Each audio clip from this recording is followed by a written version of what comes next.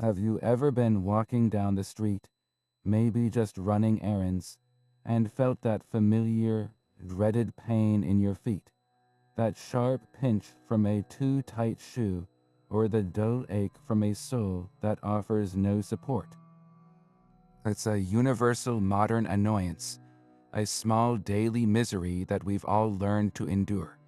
Now, hold that feeling in your mind for a moment, and then look at this, a simple, open-toed Roman sandal, crafted from little more than leather and hobnails.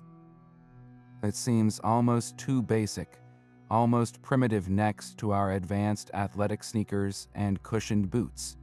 But what if I told you that this unassuming piece of footwear, this ancient sandal, didn't just comfort the foot of a Roman citizen, it actually helped conquer and build one of the most powerful empires in human history? We're not just talking about ancient fashion here. This is a story about military genius, economic revolution, and social engineering, all stitched into the very leather straps you see before you. The humble Roman sandal was, in its own quiet way, one of the most revolutionary pieces of technology the ancient world ever produced.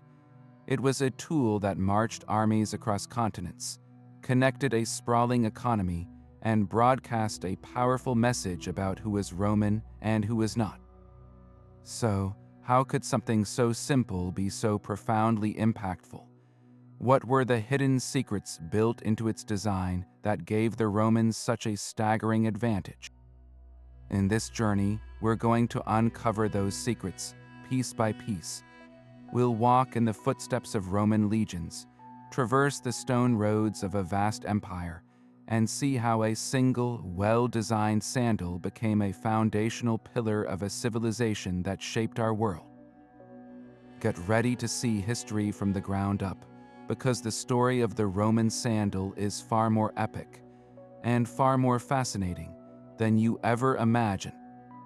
To understand the sheer brilliance of the Roman sandal, we first have to strip away our modern assumptions. We often think of ancient footwear as crude and universally uncomfortable, but the Romans approached the problem of protecting the foot with a specific, almost ruthless logic. Their most famous design, the military caliga, was not born out of a desire for fashion, but from a desperate, practical need for a soldier to be able to march for tens of miles a day, in all sorts of terrain, and then still be ready to fight. This stands in stark contrast to the footwear of the peoples they encountered and conquered. Many Germanic tribes wore enclosed, often cumbersome leather boots, which could become heavy and waterlogged. In other regions, people relied on simple, soft-soled moccasins that wore out quickly on rough ground, or worse, they went entirely barefoot, a reality that placed severe limits on how far and how fast an army or a trader could travel. The Roman sandal, therefore, wasn't just a piece of clothing, it was a piece of strategic equipment. The genius was in its deceptively simple construction. At its heart was a multi-layered sole, the solia, typically made from several thicknesses of tough cowhide, all pegged together. This wasn't flimsy leather. It was a robust platform that provided a surprising amount of shock absorption against the hard, packed earth and stone roads. But the real masterstroke was what they added to the bottom of that sole: hobnails. These small iron studs were hammered in, creating a pattern that acted like the tread on a modern hiking boot. They provided critical grip on muddy slopes, loose gravel, and slick stone, preventing a soldier from slipping in a life or death moment. They also drastically reduced wear, meaning a single pair of caligi could last for hundreds of miles. Then you have the upper part, a network of leather straps. This open design seems counterintuitive for rough use, but it was a calculated solution to several problems. In hot climates, like those in North Africa or the Middle East, the open weave allowed heat to escape and air to circulate, preventing the debilitating blisters and fungal infections that could cripple an entire unit wearing enclosed boots. The straps were also fully adjustable. A soldier's feet would swell during a long, hot march. The caliga could be loosened for comfort and then tightened again for stability when entering uneven ground or combat. This combination of a nailed, durable sole and a flexible, breathable upper created a piece of footwear that was, for its time, unparalleled in its performance. It was a tool engineered for endurance, giving the Roman legionary a tangible, physical advantage over his less equipped adversaries. So let's take a closer look at this revolutionary design. Picture a Roman sandal not as a single piece of leather, but as a carefully engineered system. At its foundation was the sole or solia. This wasn't just one thin piece of hide. It was a laminated stack, often 3 or more layers of thick cowhide, all pressed and pegged together. Think of it like the sole of a modern work boot, designed to absorb impact and resist wear. But the Romans took it a step further by studding the bottom of this robust platform with hobnails. These iron cleats were not randomly placed. They were arranged in specific patterns that maximized traction, much like the tread on a car tire. This gave a soldier stability on loose dirt, muddy riverbanks, and slick marble floors alike. The hobnails also acted as a wear surface, protecting the leather itself from abrasive terrain. A well-made pair could last a soldier for hundreds of miles of marching, making it an incredibly durable and cost-effective piece of kit. Now look at the top. The complex web of leather straps, known as corrigii, might seem like a decorative choice, but this was the genius of the fit. Unlike a pre-shaped shoe that forces your foot into a single form, these straps were fully adjustable. They laced up the ankle and across the instep, allowing every soldier, whether he had a narrow foot, a wide foot, or a high arch, to achieve a truly custom, secure fit. This was critical not just for comfort, but for safety. A loose sandal on a forced march could cause crippling friction and blisters, while a sandal that was too tight could cut off circulation. The corrigii system allowed for micro-adjustments throughout the day as a soldier's feet naturally swelled and contracted. And then there's the open design, which seems counterintuitive for rough terrain, but was a calculated masterstroke. Enclosed boots, common among some of Rome's adversaries, created a hot, moist environment perfect for breeding blisters and trench foot, a debilitating condition caused by prolonged exposure to dampness. The Roman sandal, by contrast, was inherently ventilated. Air could circulate freely, and water would drain out immediately after crossing a stream or marching in the rain. This drastically reduced the incidence of the foot rot and infections that could incapacitate an entire unit without a single enemy arrow being fired. Every element, from the nailed sole to the breathable straps, worked in concert to create a piece of footwear that was, in its essence, a tool for supreme mobility and endurance. Now, let's step onto the march with the Roman legionary himself and see how this engineering marvel translated into raw, strategic power on the ground. The sandal he wore, the caliga, was far more than just footwear. It was the unsung hero of his entire kit, the critical component that enabled the Roman army's legendary operational tempo. While we often focus on their swords, shields, and armor, it was the humble sandal that carried all of that weight across continents. A fully equipped Roman soldier, carrying a pack that could weigh upwards of 60 or 70 pounds, was expected to march 20, even 30 miles in a single day. And then he was expected to do it again the next day, and the day after that, for years on end. This wasn't a casual stroll. It was a brutal test of endurance that would cripple a modern person in the best of hiking boots. Yet, the legionary did it in sandals. The Caliga's robust, multi-layered sole distributed the shock of every step, while the flexible, adjustable straps prevented the hot spots and pressure points that would have made such a journey unbearable in a rigid, enclosed boot. This incredible mobility meant a Roman army could appear where it was least expected, moving at a speed that its adversaries simply could not match. An enemy force might hear reports of a legion being days away, only to find them setting up camp on the horizon just hours later. This logistical superiority, built literally from the ground up, allowed Rome to control and respond to threats across its vast territories with an efficiency that was unprecedented in the ancient world.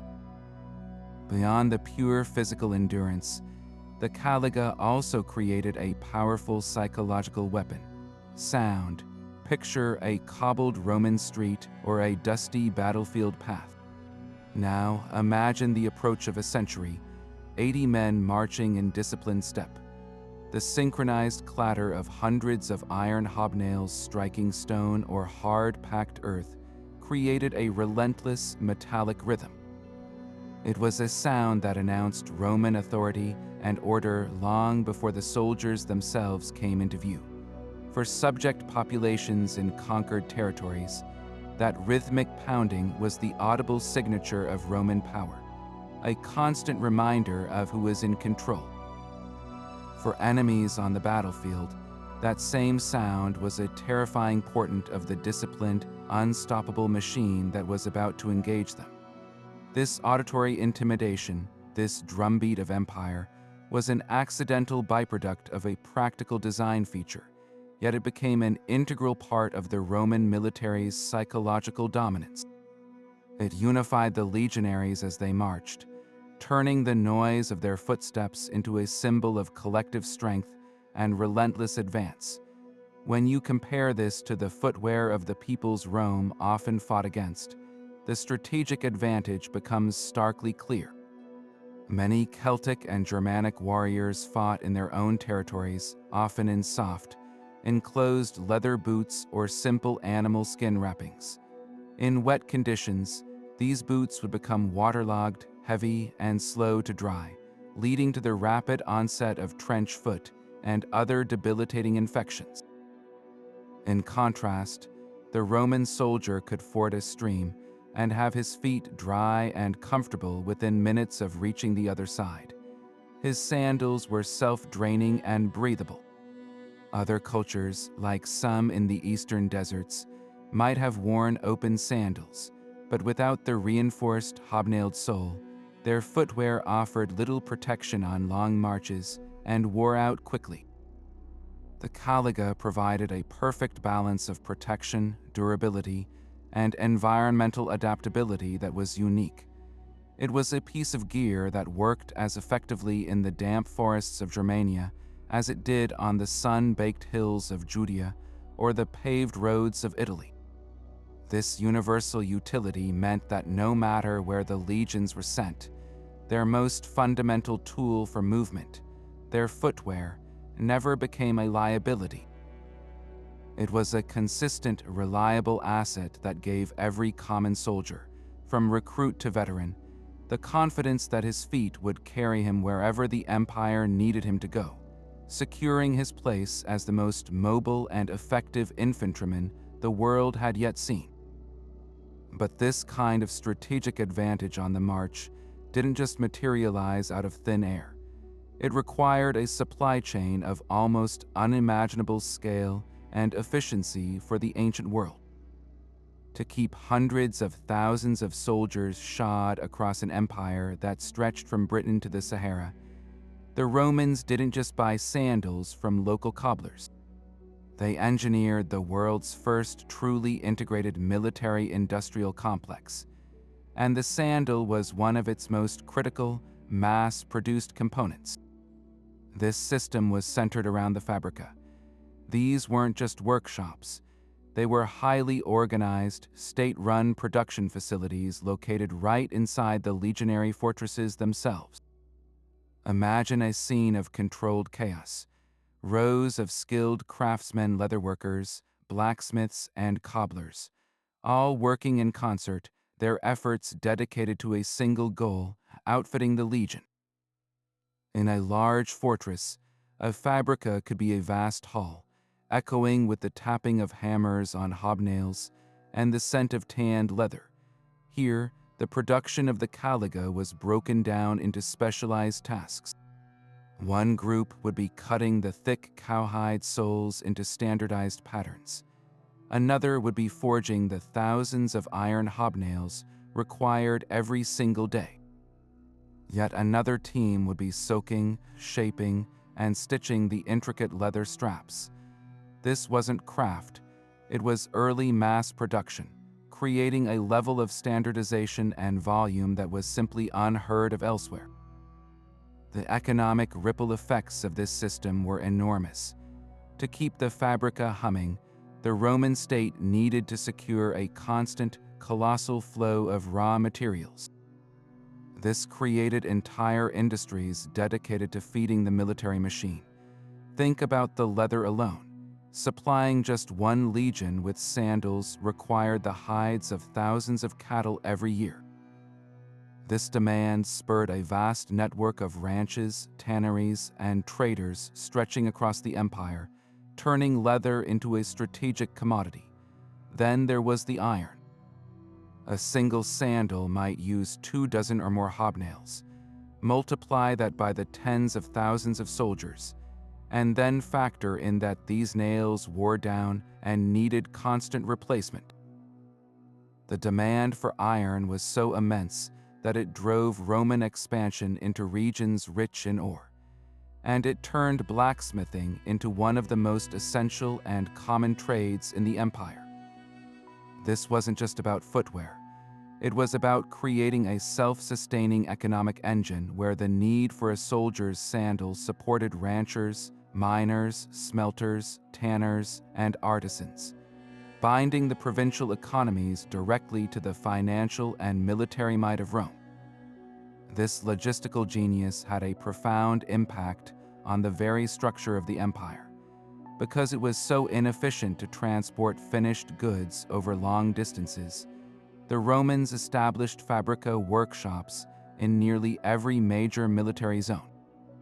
A legion stationed on the misty frontier of Hadrian's Wall in Britain was largely self-sufficient, producing its own sandals, armor, and weapons on site. This meant that the advanced techniques of Roman manufacturing, the patterns for the sandals, the specific alloy for the nails, the tanning methods for the leather were disseminated to the very edges of the known world. These workshops became hubs of technology and skill, often training local laborers and incorporating regional styles and materials. In this way, the humble sandal acted as a vehicle for the spread of Roman culture and industrial knowledge. The need to keep the army marching didn't just conquer territories. It built a resilient, decentralized production network that could support military operations for centuries, proving that the foundation of Rome's power wasn't just in the swords of its legionaries, but in the millions of hobnailed sandals that carried them, and the sophisticated economic web that ensured they never had to march barefoot. Think about the most treacherous ground you've ever had to cross: a steep, muddy hillside after a rainstorm, or a smooth, rain-slicked rock face. In those moments, grip is everything. For the Roman soldier, this fundamental challenge was solved with one of their most ingenious innovations, the hobnail. These small, unassuming iron studs, known as clavi, transformed the flat leather sole of a sandal into a multi-terrain gripping system that was absolutely vital for conquest. We can appreciate them as the ancient equivalent of the cleats on a football player's boot or the aggressive tread on a modern hiking shoe. They bit into the earth, providing a purchase that meant the difference between a steady advance and a disastrous slip, whether on a forced march or in the chaos of close-quarters combat.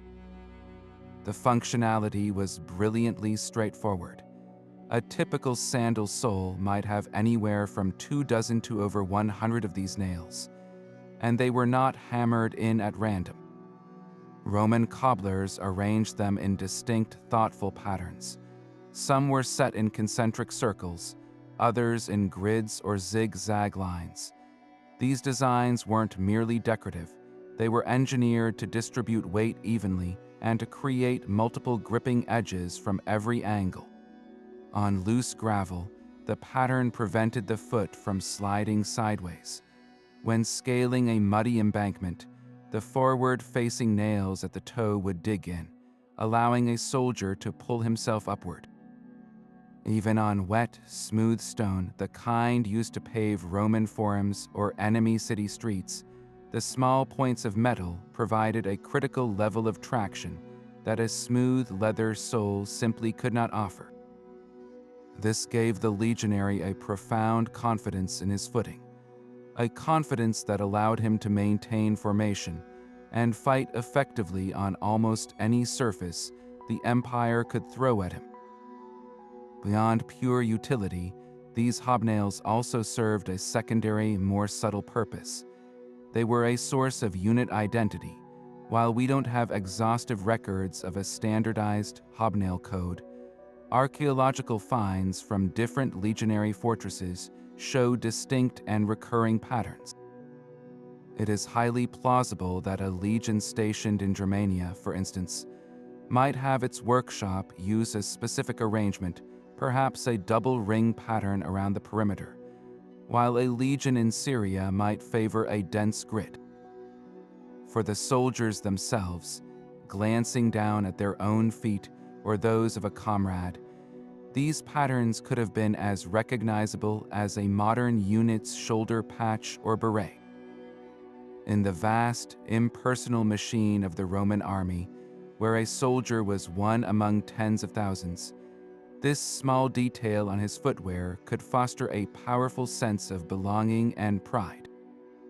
His caligae weren't just army-issue gear. They were his legion's sandals, marked with the unique signature of his brothers-in-arms. The sound these hobnails produced also became an unintended psychological tool.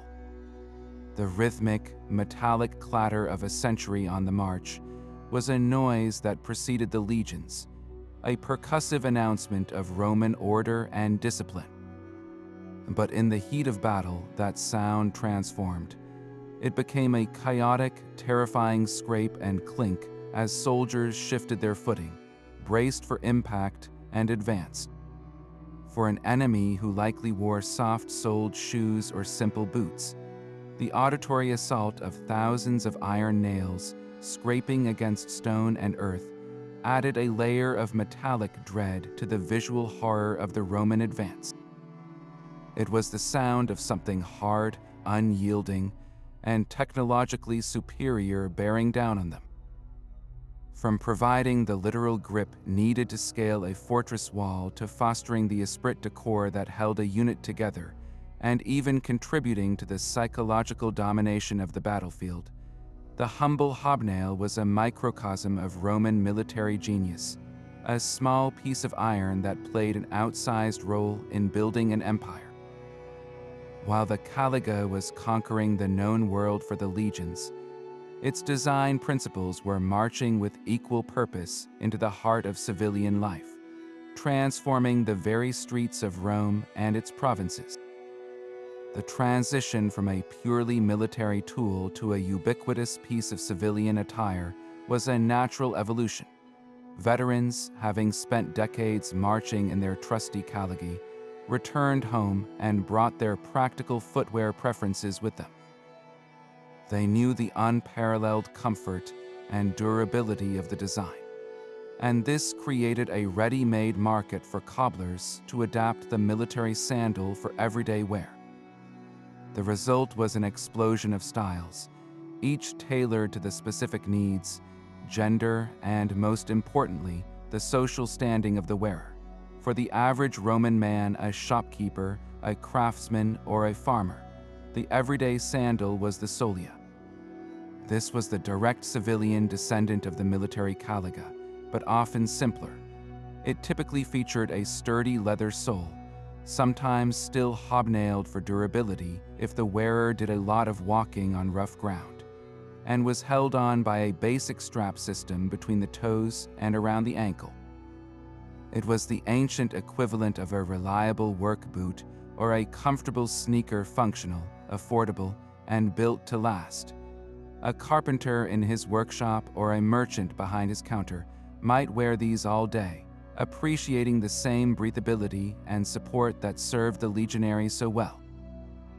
For women, the most common style was the soccus, which was often a bit more enclosed than the male solia, sometimes resembling a slipper or a lightweight shoe. It was typically made from softer, more supple leathers and could be dyed in various colors. While still practical for moving about the home and the city, the soccus began to incorporate elements of fashion, hinting at the social signaling that was so central to Roman life. And for children, archaeology has revealed a touching universality: miniature versions of adult sandals. Just like today, Roman parents sought out durable, well-fitting footwear for their growing children. Finds from sites like Vindolanda near Hadrian's Wall include tiny, perfectly formed soli, complete with delicate hobnails, made for a child toddling across a fort's courtyard.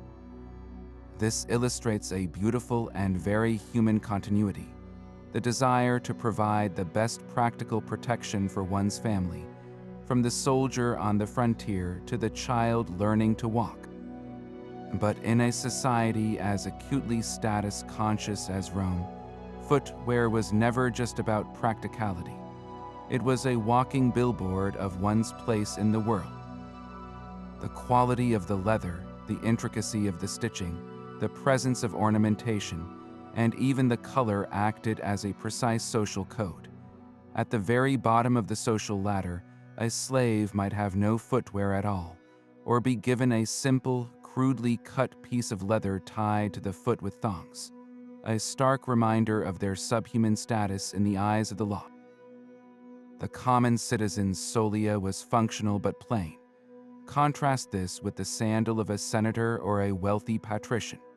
His sandals, often referred to as calci when more enclosed, but including ornate sandal styles, were crafted from the finest imported leathers, sometimes even dyed a distinctive red or black. The straps could be intricately woven and decorated with elaborate buckles made of silver, ivory, or even gold. For a Roman elite, putting on his sandals was the first act of the day in presenting his public persona, a silent but unmistakable declaration of his wealth, power, and refined taste. This widespread adoption of practical Roman-style sandals fundamentally facilitated the rhythm of daily life across the empire. Imagine the bustling, crowded streets of Rome itself, paved with large stone blocks. The constant clatter of hobnails now from civilians, not just soldiers, would have created a distinctive soundscape of urban activity. The open, breathable design was a blessing in the dense, hot, and often pungent city environment. In the countryside, a farmer could work his field in sandals that provided grip and dried quickly after crossing a stream. A blacksmith at his forge could wear sandals that protected his soles from hot embers while allowing his feet to stay cool. This universal practicality meant that people could move further and more comfortably, engaging in commerce, visiting public baths, and participating in the civic life that glued the empire together. The Roman sandal, in freeing the foot from the constraints of crude wrappings or suffocating boots, quite literally helped a civilization step more freely into its daily routines, proving that the revolution born on the battlefield was equally transformative in the heart of the home and the marketplace. Yet this story of comfort and conquest extends far beyond the military camp or the city street. The Roman sandal's true, lasting legacy lies in its role as a quiet but unstoppable agent of cultural transformation, a physical object that carried an entire worldview with it. As the legions secured new territories and Roman administrators set up their provincial governments, they brought with them more than just laws and taxes. They brought a complete package of daily life, and on its feet were a pair of distinctive hobnailed sandals. This process, what historians call Romanization, wasn't just about grand monuments or learning Latin. It was often about adopting the countless small habits that made one Roman. And there were few habits more fundamental than how you shod your feet. To wear a Roman sandal was to make a conscious choice. It signaled a desire to be part of the new system, to engage with Roman commerce, to walk on Roman roads, and to be seen as a participant in the civilized order that Rome claimed to represent. It was a visible, public declaration of identity. Archaeology provides stunningly clear evidence of this cultural footprint. Consider the northern frontier of the empire, in places like Britain or Germania.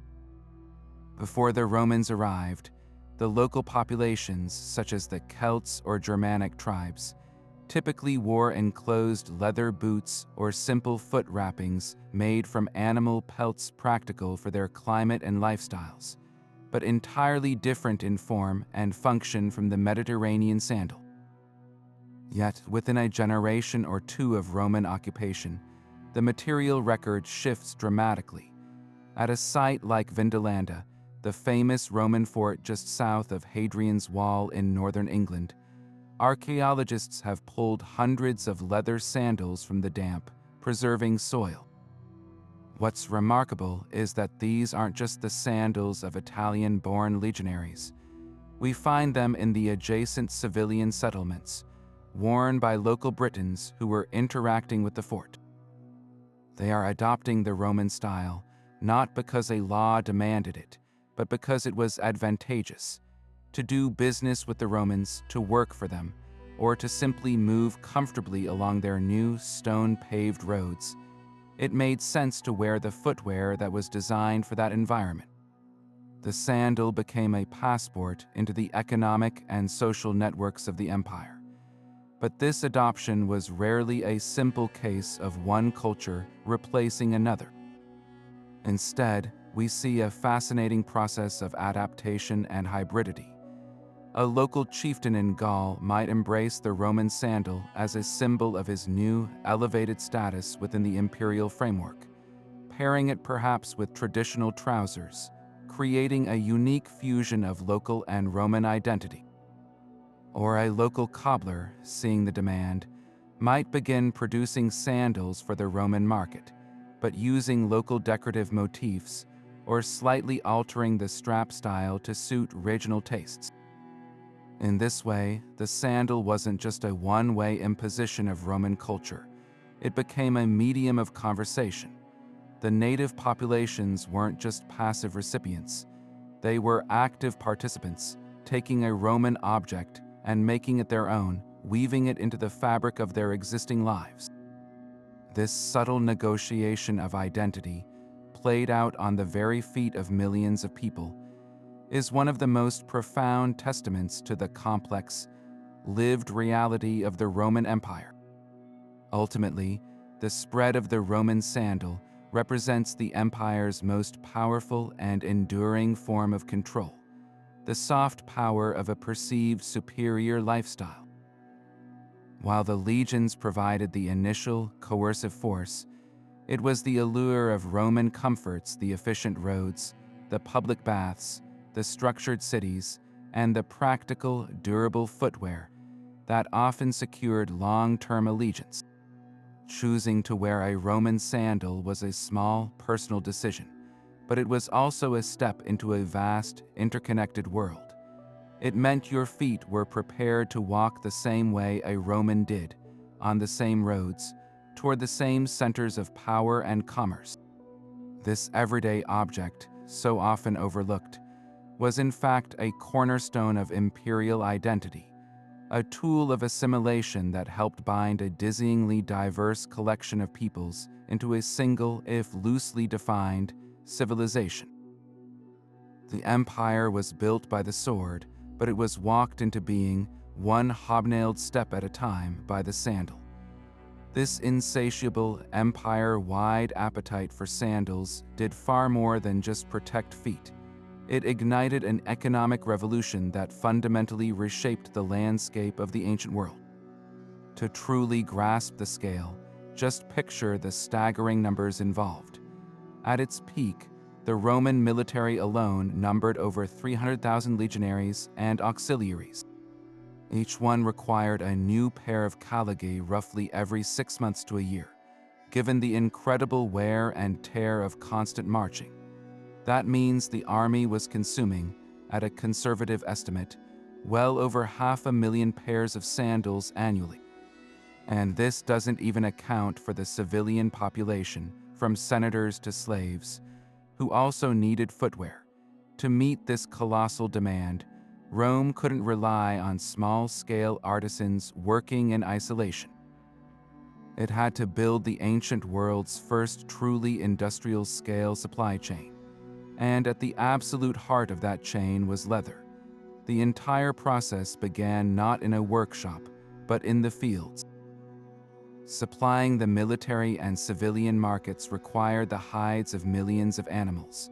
While cattle were the primary source for the tough, durable sole leather, the Romans were practical, using whatever was available goat and sheepskin for softer, more flexible uppers, and even wild game hides from provincial hunts. This created an unprecedented economic incentive for large-scale ranching. In Italy, the sprawling latifundia estates, famous for their grain and olives, also became major centers of livestock production. But the demand was so immense that it stretched across the entire empire. Provinces like Hispania, Gaul, and North Africa, with their vast open ranges, became the empire's breadbasket for leather, exporting not just live animals, but also raw and partially tanned hides back to the heartland. This wasn't just a side business. The procurement of hides became a strategic imperative, woven into the very fabric of long-distance trade and provincial economics, all to keep the sandal-making workshops supplied. Once a hide was procured, it embarked on the next stage of its journey, the transformation from raw skin into workable leather through the ancient and notoriously foul-smelling art of tanning. Roman tanneries, or cora rerum officinae, were almost always located on the outskirts of a city, downstream and downwind, for very good reason. The process was a multi-stage olfactory assault. First, the hides had to be cleaned and dehaired, which involved soaking them in vats of urine often collected from public latrines, which contained ammonia to break down the organic matter.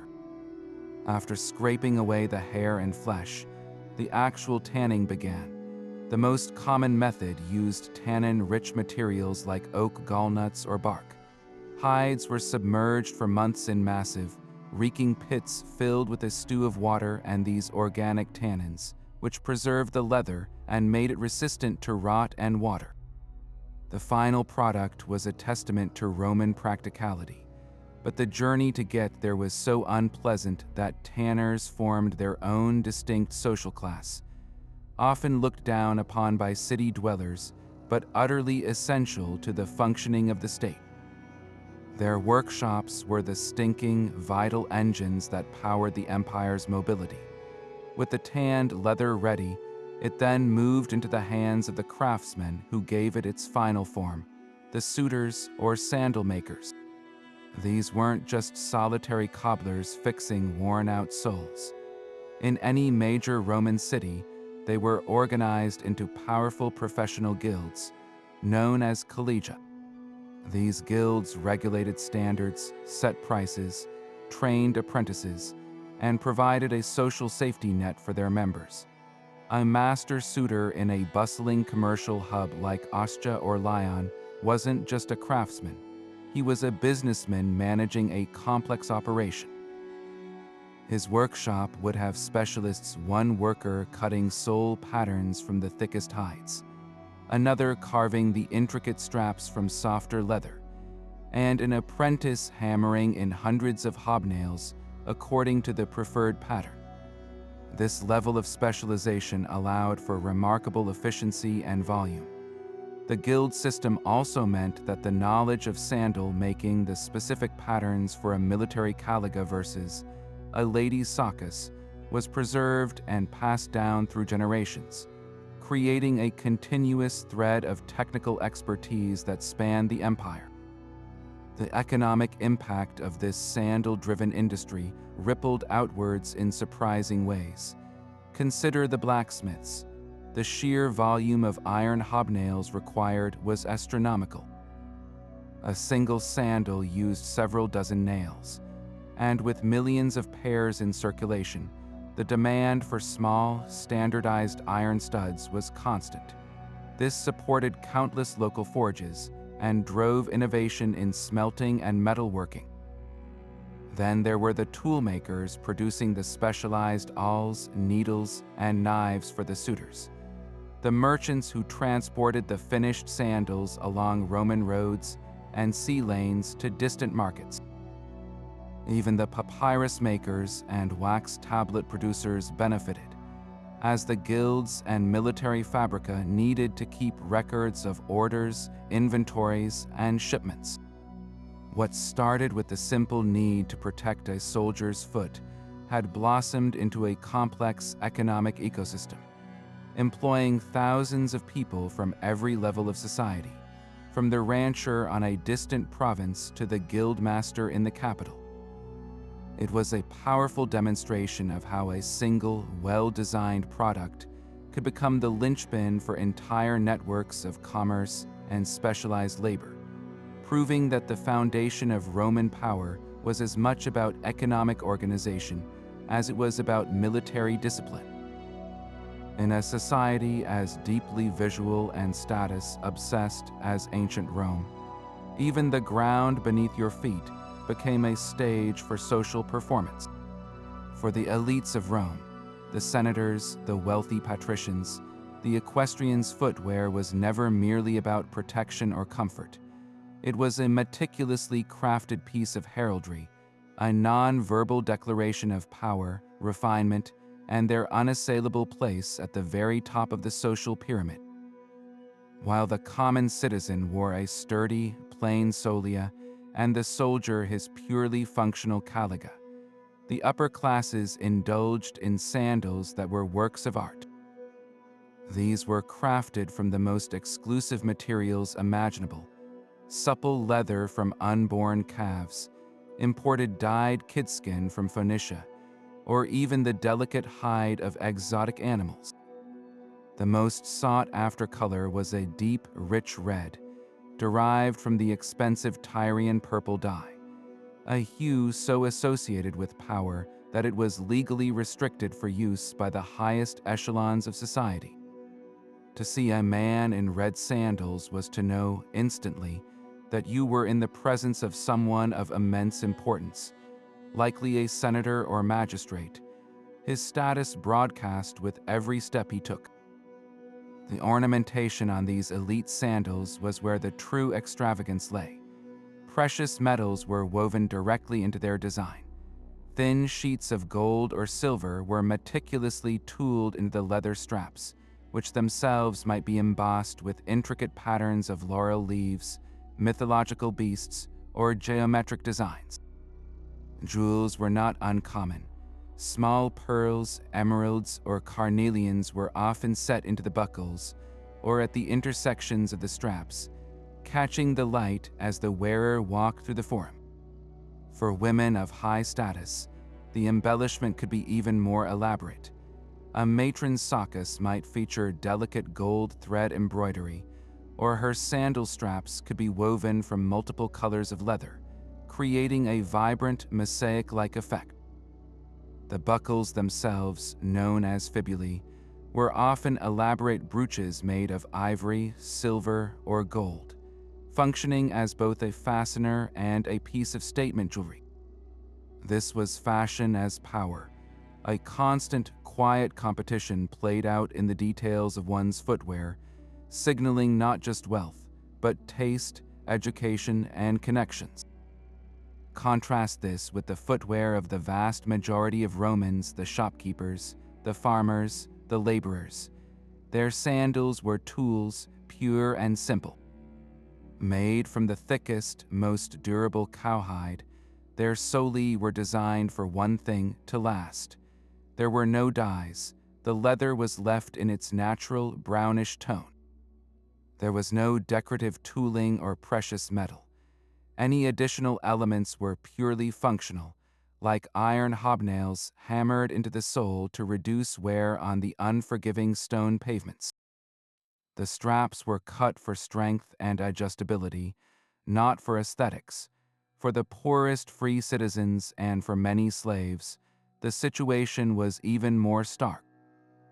A slave might have only a simple piece of crude leather cut to the shape of a foot and tied on with thongs, offering minimal protection and even less comfort.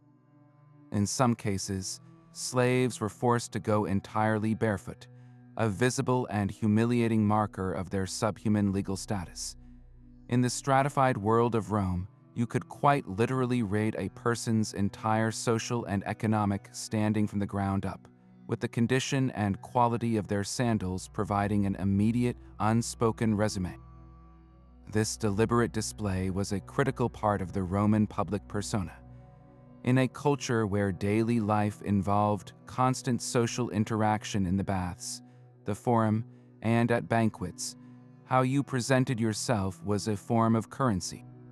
A wealthy patron receiving his clients in the morning salutatio would do so while wearing his finest, most ornate sandals, reinforcing the social distance between himself and his dependents through his superior attire.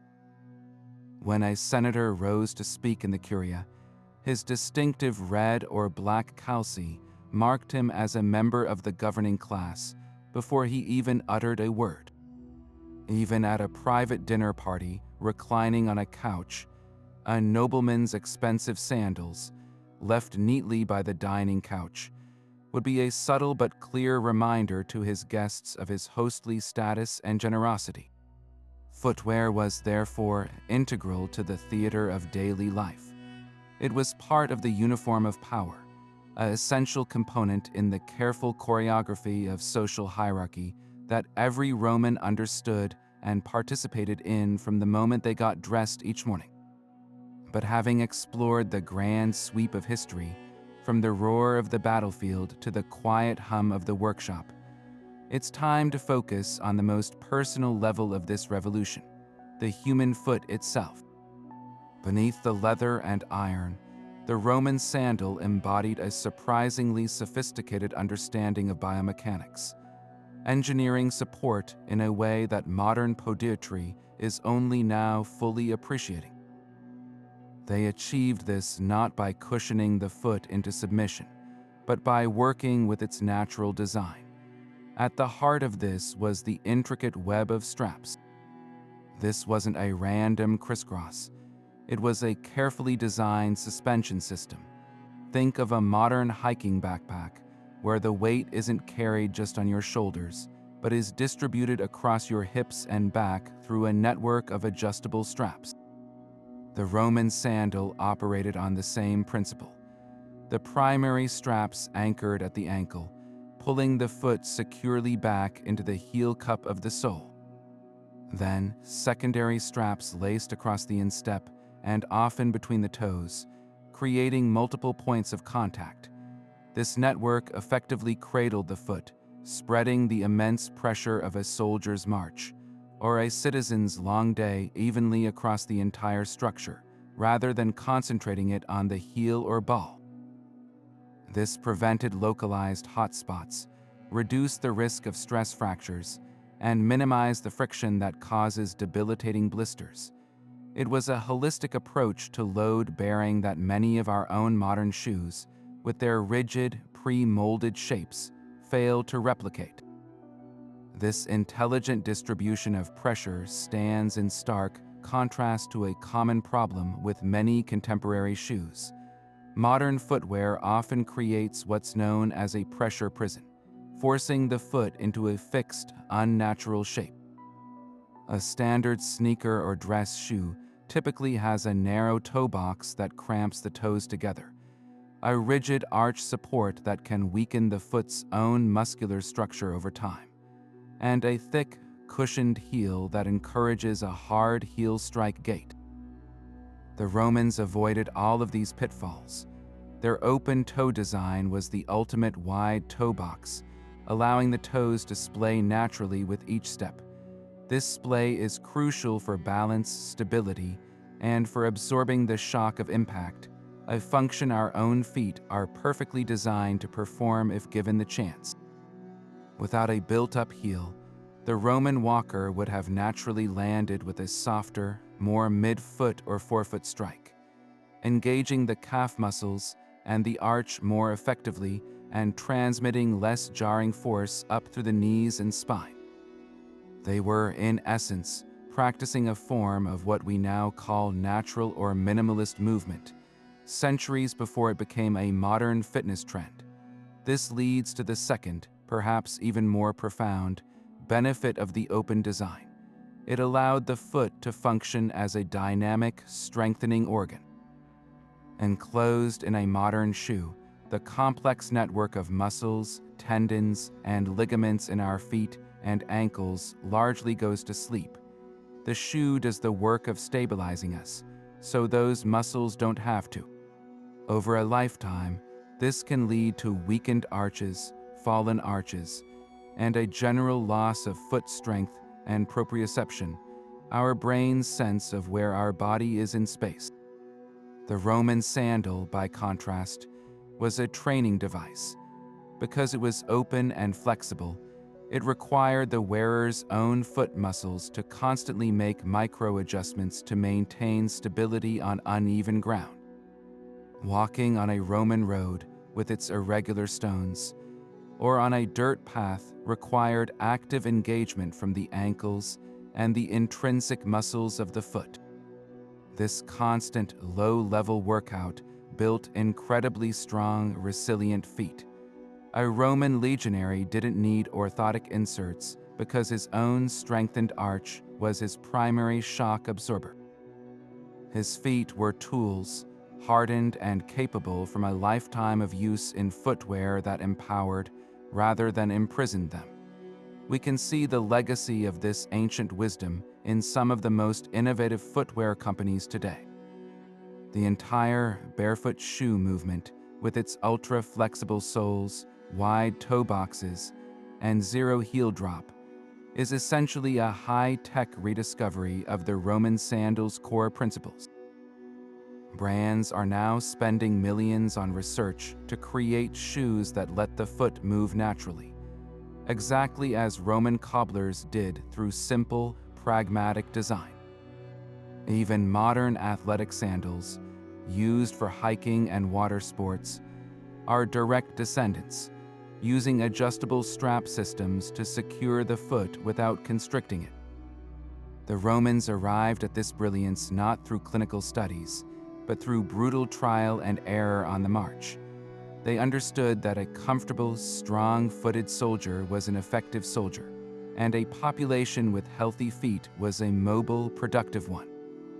Their sandal was, therefore, more than just an accessory. It was a piece of applied physiological science, a testament to an empirical understanding of the human body that allowed their civilization to literally stand the test of time. Now, let's close our eyes for a moment and really listen, to the world the Romans built. If the empire had a soundtrack, it wouldn't be a silent film with grand, sweeping visuals. It would be underscored by a relentless, percussive rhythm, a sound so commonplace it was woven into the very fabric of daily existence. This was the sound of Rome, the distinctive metallic clatter of hundreds, thousands, of iron hobnails striking stone. In any Roman city, from the grand capital itself to a bustling provincial hub like Londinium or Antioch, this was the constant, ambient noise of civilization at work. The moment you stepped onto the paved streets of the Forum, your ears were met with a symphony of purpose. Each footstep, from a senator's measured stride to a slave's hurried scurry, contributed a unique note to this collective composition. A lone walker created a slow, deliberate click-clacks click-clack, but a group of soldiers marching in disciplined step generated a powerful, unified roar, a rolling thunder of metal on stone that vibrated through the ground and echoed off surrounding buildings. It was a sound that never truly stopped, from the first light of dawn when merchants opened their shops to the last patrol of the night watch. This pervasive clatter was more than just noise. It was an auditory signature, an invisible but unmistakable announcement that you were in a Roman space, a place of order, activity, and immense organized power. This soundscape carried powerful psychological weight, especially in the context of the military. For a Roman citizen living in a secure province, the rhythmic tramp of a century on patrol was likely a comforting sound, the audible guarantee of the Pax Romana, the Roman peace. It was the sound of security, of borders being held, and laws being enforced. But for those on the fringes of the empire, or for populations freshly conquered, that same sound held a far more ominous meaning. Imagine you are a local tribesman in Britannia, used to the near-silent footfalls of soft leather boots on forest paths. The first time you hear the approach of a Roman legion, it would have been a truly terrifying experience. Long before you saw the glint of their armor or the famous red crests of their officers, you would hear them, a low, growing rumble in the distance, steadily getting louder and more defined, until it resolved into that chilling, synchronized clank, clank, clank, clank. It was a sound that spoke of inhuman discipline, of a machine-like unity that was utterly foreign to most of the world. It wasn't the chaotic roar of a tribal warband. It was the cold, predictable, and relentless beat of an empire on the march. This auditory intimidation was an unintended but brilliant psychological weapon. It sapped morale before the first spear was thrown, creating an aura of inevitability around the Roman advance. The message was clear. You weren't just fighting men. You were fighting an idea, a system, whose very footsteps sounded like the gears of an unstoppable clock. Beyond the battlefield, this signature sound became the heartbeat of commerce and civic life. In the commercial districts of a city like Ostia, the great port of Rome, the clatter of hobnails mixed with the cries of traders, the creak of carts, and the general din of a thriving economy. Here, the sound transformed. It was no longer just about military might. It was the sound of business being done. A merchant, hurrying to inspect a new shipment of grain from Egypt, announced his arrival and his importance with the sharp, confident strike of his own expensive, well-maintained sandals. A banker walking to a meeting, a magistrate proceeding to the basilica, a craftsman heading to his workshop, each contributed to this urban chorus. The sound became a marker of social standing, too. You could almost distinguish a person's role by the quality of the noise they made. The crisp, heavy clink of a new, densely hobnailed military caliga was different from the worn, softer shuff tap of an old civilian solia missing a few nails. The near silence of a slave's bare feet or crude foot wrappings created a stark auditory void, a reminder of their invisible status in a world defined by noise. In the public baths, the sound would change again as sandals were removed at the entrance, creating a sudden, quiet hush that contrasted sharply with the noisy street outside, only to be resumed with even greater vigor as patrons left, refreshed and ready to re-enter the clamor of daily life. This constant auditory presence fundamentally shaped the Roman experience of space and community. There was no true escape from the sound of human movement in a Roman city. It penetrated homes, marketplaces, and temples. It created a shared sensory environment that bound people together, reminding them constantly of the collective enterprise they were part of. It was the polar opposite of the quiet, natural soundscapes of the countryside or the uncivilized lands beyond the frontier. That ever-present clatter was, in its own way, the sound of civilization as the Romans defined it: ordered, paved, busy, and interconnected.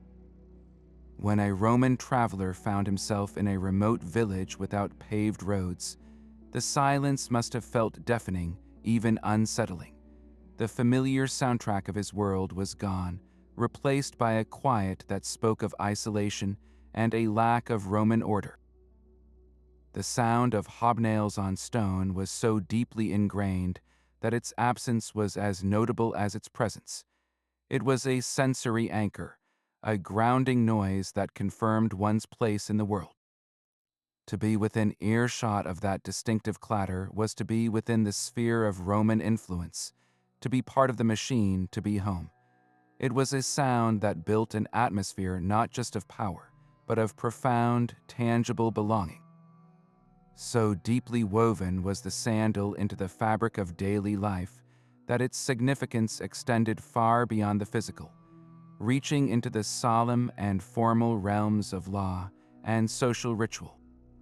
It became a potent symbol, a physical object charged with abstract meaning, used to enact legal bonds, mark profound social transitions, and enforce military order.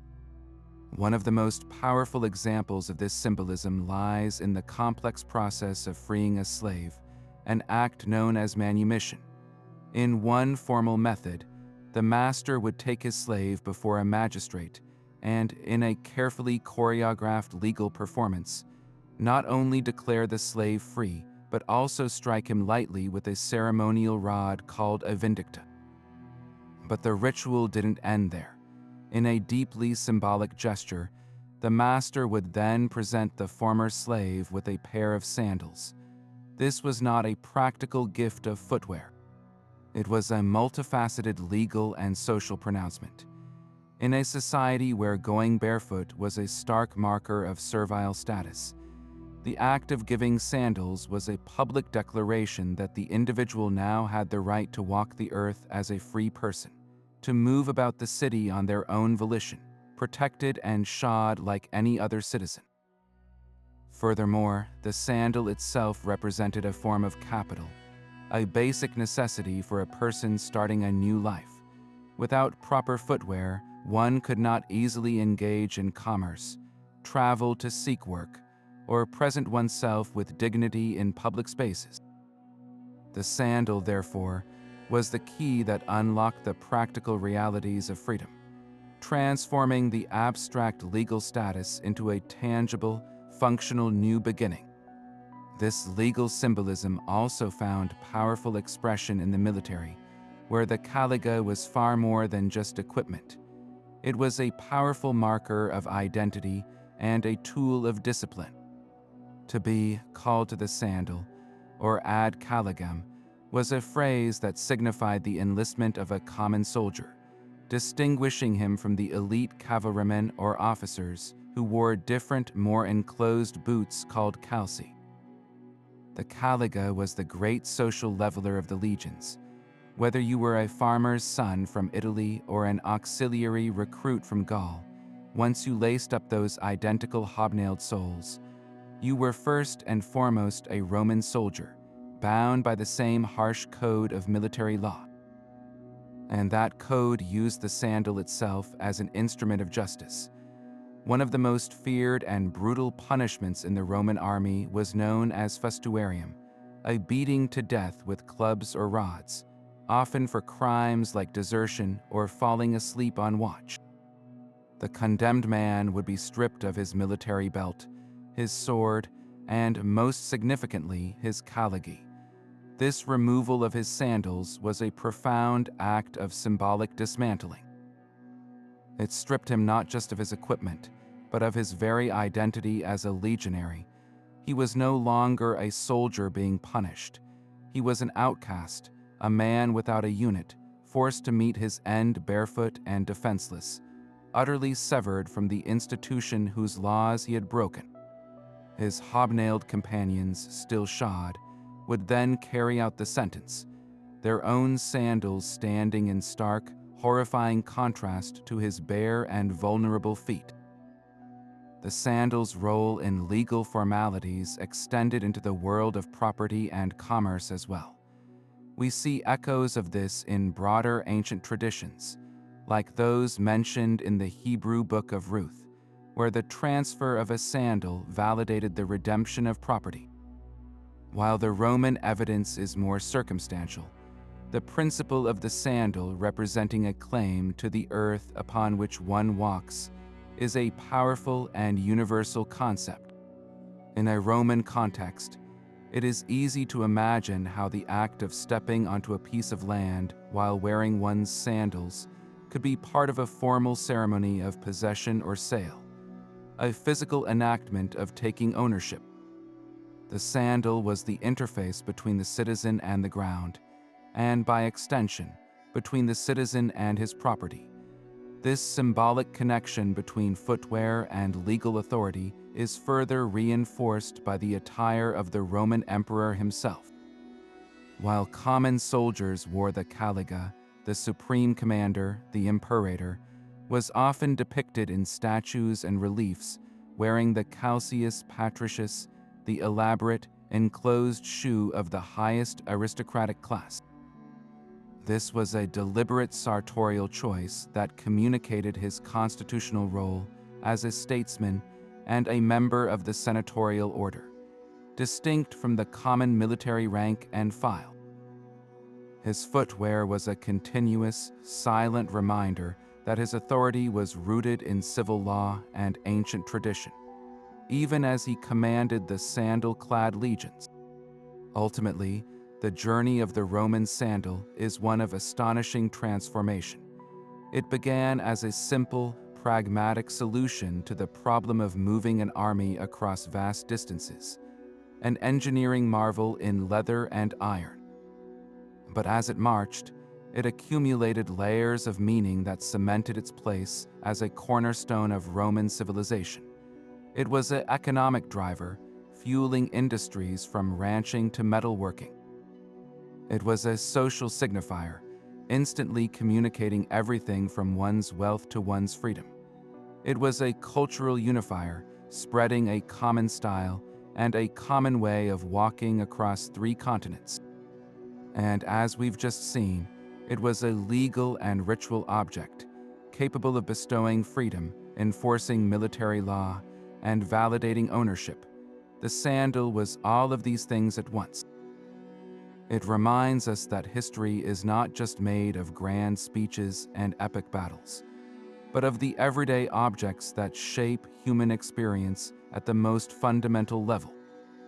The Roman Empire was built on the backs of its legionaries, but it was built upon the soles of their sandals, a revolutionary piece of technology that carried a civilization, and its indelible imprint, forward for 1,000 years. While the legions are long gone and the empire's political structures have crumbled into dust, the story of the Roman sandal is far from over. In fact, it continues to be written today, not in history books, but in the meticulous work of archaeologists. When we think of ancient Roman artifacts, our minds often jump to marble statues, glittering coins, or grand mosaic floors. But some of the most revealing treasures are the humble, discarded sandals found in the most unlikely places, offering us a breathtakingly intimate connection to the everyday people who once wore them. Leather, under the right conditions, can survive for millennia, and the Roman penchant for using thick, durable cowhide for their soles has gifted us with an archaeological goldmine. These aren't just crumbling relics. They are tiny, personal time capsules, waiting to be opened. The survival of these organic artifacts hinges on specific environmental conditions that halt the natural process of decay. The two most common preservation environments are waterlogged, anaerobic sites and extremely arid deserts. In the northern fringes of the empire, in places like Vindolanda Fort in Britain or the boggy grounds of Germania, the soil is often waterlogged and devoid of oxygen. This anaerobic environment prevents the bacteria that normally consume leather from ever getting started. Here, archaeologists have unearthed hundreds of sandals, some looking as if they were discarded just yesterday, their leather still supple, and the intricate marks of the cobbler's knife still visible. On the opposite end of the spectrum, the blistering, dry sands of Egypt and the Middle East act as a natural desiccant, pulling all moisture from an object and effectively mummifying it. In these deserts, sandals have been found that are perfectly preserved, down to the subtle color variations in the dyed straps. Each discovery site is a snapshot, freezing a moment in time and preserving a piece of personal history that would have otherwise vanished completely. Once a sandal is carefully excavated, it begins to speak, telling us stories that grand monuments and official records never could. One of the first and most direct things a sandal can reveal is the physical stature of its owner. By measuring the length of the sole and comparing it to modern shoe size charts, archaeologists can make a remarkably accurate estimate of a person's height. The finds show a fascinating range. At Vindolanda, for instance, the sandals indicate a population of men mostly between 5'4" and 5'7", a typical height for the era and diet. But they also uncover surprises, like an exceptionally large sandal that would have fit a man well over 6 feet tall, a veritable giant in the Roman world, perhaps a German auxiliary known for their height. This simple measurement transforms an anonymous artifact into a tangible connection to a real, living individual who walked the fortress grounds 200 years ago. Beyond height, the wear patterns on a sandal's sole are like a personal diary of movement and labor. A sandal worn by a cavalryman might show asymmetrical wear, with more pressure on the inside edge from gripping the side of a horse. The sandal of a centurion, who likely walked less than his marching legionaries but stood for long hours, might show heavy wear concentrated at the heel and ball of the foot. We can even see evidence of individual quirks, a person who walked with a slight supination, wearing down the outer edge of their sole, or someone who dragged their left foot, creating a characteristic scuff mark. Then there is the poignant evidence of repair. A sandal with a clumsily stitched tear in the strap might have been fixed by the soldier himself in the field, while a neatly replaced hobnail suggests the work of a camp craftsman. Some sandals show multiple layers of repairs, with patches upon patches, telling a story of thrift, necessity, and an owner who was determined to make his gear last as long as humanly possible. This evidence of reuse stands in stark contrast to our modern disposable culture, revealing a society that valued resources and practicality above all else. Perhaps the most far-reaching story these sandals tell is one of commerce and cultural connection across the vast Roman world. The materials themselves are a map of trade routes. A sandal found in a fort in Scotland might have a sole made from leather sourced from cattle raised in Gaul, tanned with oak gallnuts from Italy, and fastened with iron hobnails smelted from ore mined in the Spanish peninsula. The very composition of the object is a testament to the integrated economy of the empire. Stylistic analysis adds another layer. In the early days of a new province, the sandals found are almost exclusively standard issue military patterns from Italy.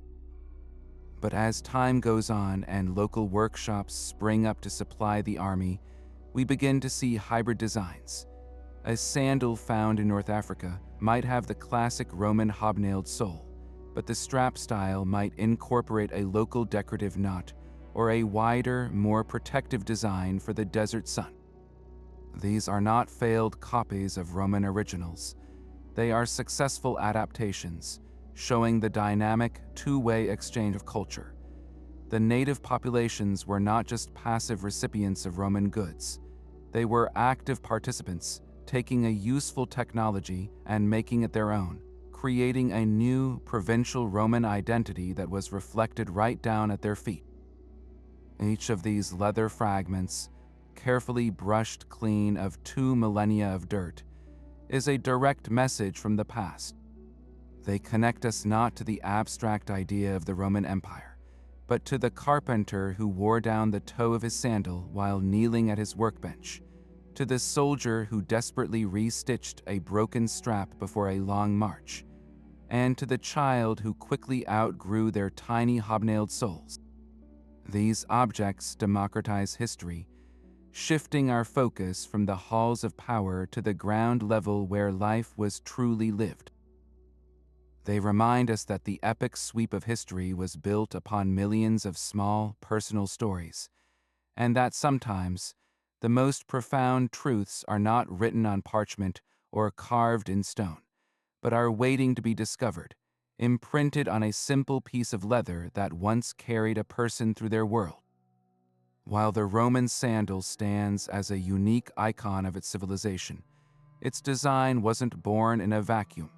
It was, in fact, the culmination of centuries of cultural borrowing and refinement, a testament to the Romans' singular talent for identifying a good idea and making it even better. To understand the Roman sandal fully, we need to look at the footwear that came before it, particularly from the Greeks and the Etruscans. The Greeks, for instance, had their own iconic sandals like the crepida, which featured a sturdy sole and a network of straps. At first glance, the resemblance is striking, but the Roman approach was fundamentally different. Where the Greek sandal was often an expression of art and personal aesthetics, sometimes prioritizing form over function with delicate straps and elegant lines, the Roman mind was relentlessly practical. They saw the Greek design and asked a different set of questions. How can we make this sole more durable for marching 30 miles a day? How can we adjust these straps to fit any soldier's foot perfectly? The Greek sandal was a work of art you walked in. The Roman sandal was a piece of equipment you conquered in. This process of refinement becomes even clearer when we examine the influence of the Etruscans, the sophisticated civilization that dominated Italy before the rise of Rome. The Etruscans were master craftsmen, and their footwear already displayed a level of sophistication that the early Romans absorbed. Etruscan art depicts nobles wearing elaborate, laced boots and sandals, often with pointed toes that would later influence certain styles of Roman patrician footwear.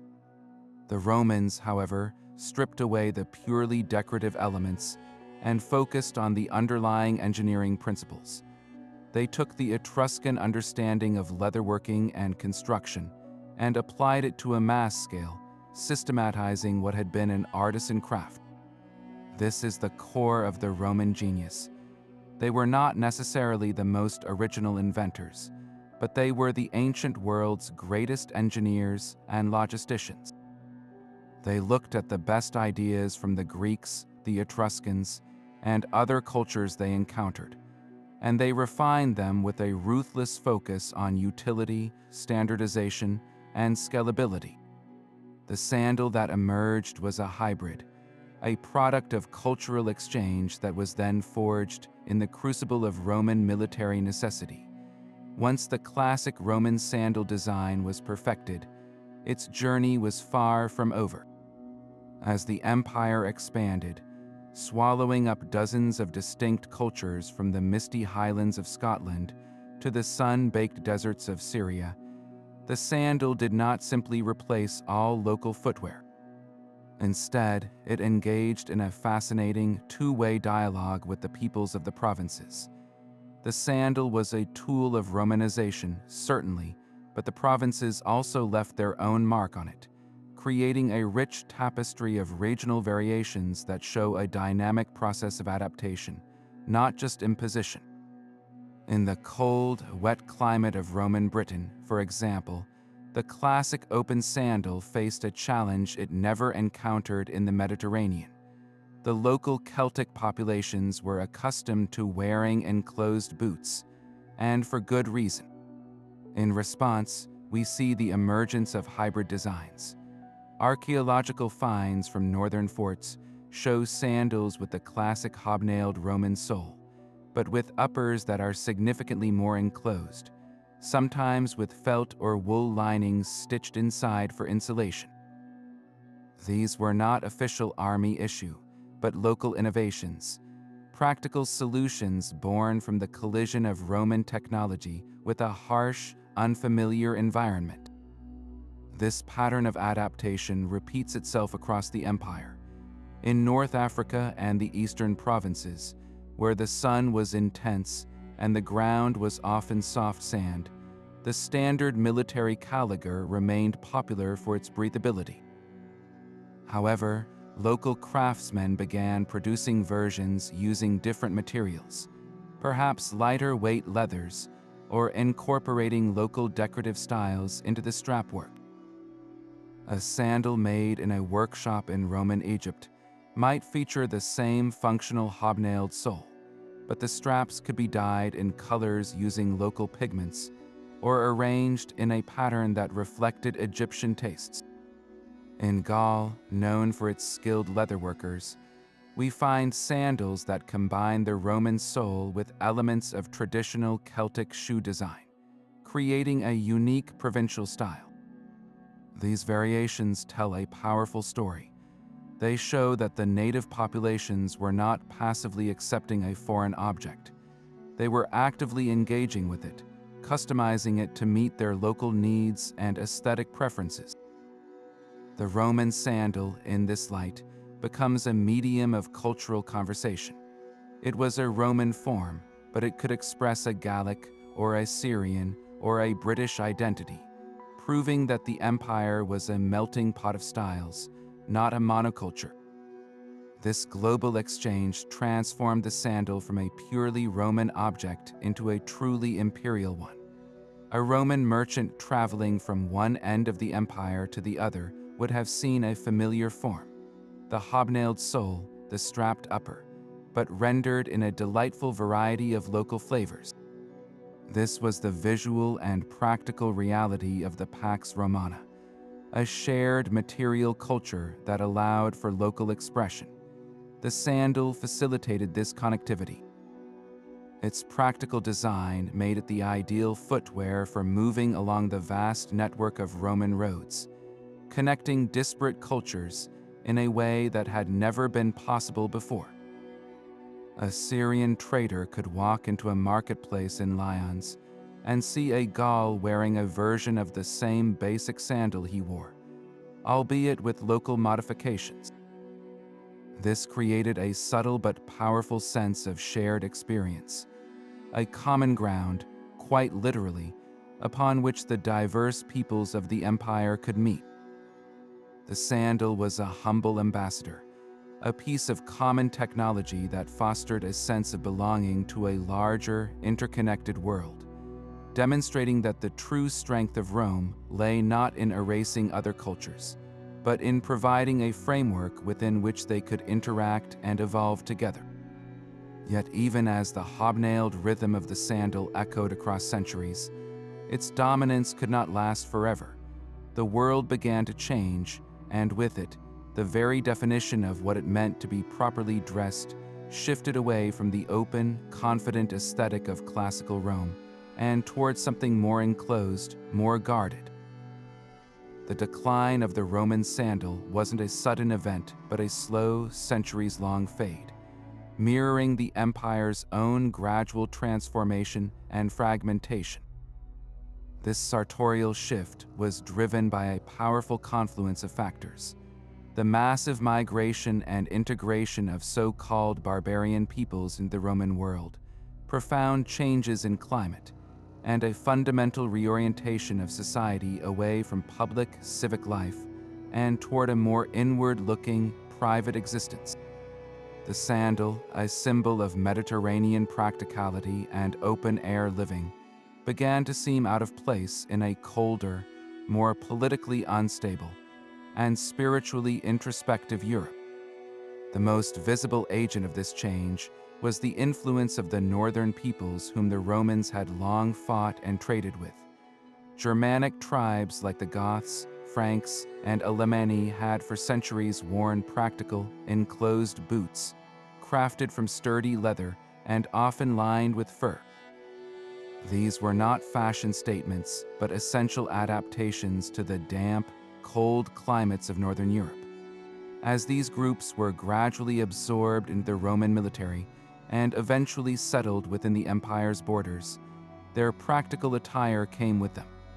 A Frankish auxiliary serving in Gaul would have worn his traditional boots, and over time, Roman soldiers and civilians alike began to see the utility of this style, especially in the empire's northern provinces. The enclosed boot offered superior protection against cold, mud, and snow elements that the open sandal was ill-equipped to handle. This wasn't a case of barbarian culture conquering Roman culture so much as a pragmatic adoption of a superior technology for a specific environment. The Roman genius for assimilation worked in reverse. They began to adopt the very styles of the peoples they had once subjugated, creating a new, hybrid style of dress that would eventually evolve into medieval fashion. This shift in practicality was accompanied by a deeper, more philosophical change in the social atmosphere. The late Roman Empire saw the rise of Christianity, a faith that brought with it a different set of values concerning the body, modesty, and public display. Classical Roman society, particularly in its heyday, was intensely focused on the public sphere, the forum, the baths, the amphitheater. The body was something to be displayed, perfected, and admired. The sandal, which revealed the form of the foot and ankle, fit perfectly within this worldview. Early Christian teachings, however, often emphasized humility, modesty, and a turning away from worldly, physical pleasures. The body was to be covered, its form obscured as a gesture of piety and a rejection of vanity.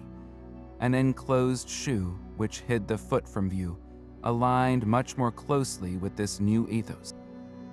It represented a withdrawal from the overt, confident physicality of the pagan world, and a move toward an attire that was less about displaying status and more about demonstrating piety and inner reflection. The foot, once a symbol of mobility and connection to the earth, was now something to be shrouded. As the political unity of the Western Roman Empire dissolved, the magnificent infrastructure that made the sandals so practical also began to decay. The Roman road system, the lifeblood of the legions and trade, required immense resources and centralized power to maintain. As that central authority fragmented, the roads fell into disrepair. Long-distance travel became more dangerous and less common. The great interconnected economy that stretched from Britain to Egypt contracted, and society became more localized and rural. In a world of muddy, unpaved village paths and overgrown tracks, the practical advantages of the sandal diminished. An enclosed boot or a sturdy leather shoe offered far better protection from the muck and grime of daily life in a less organized world.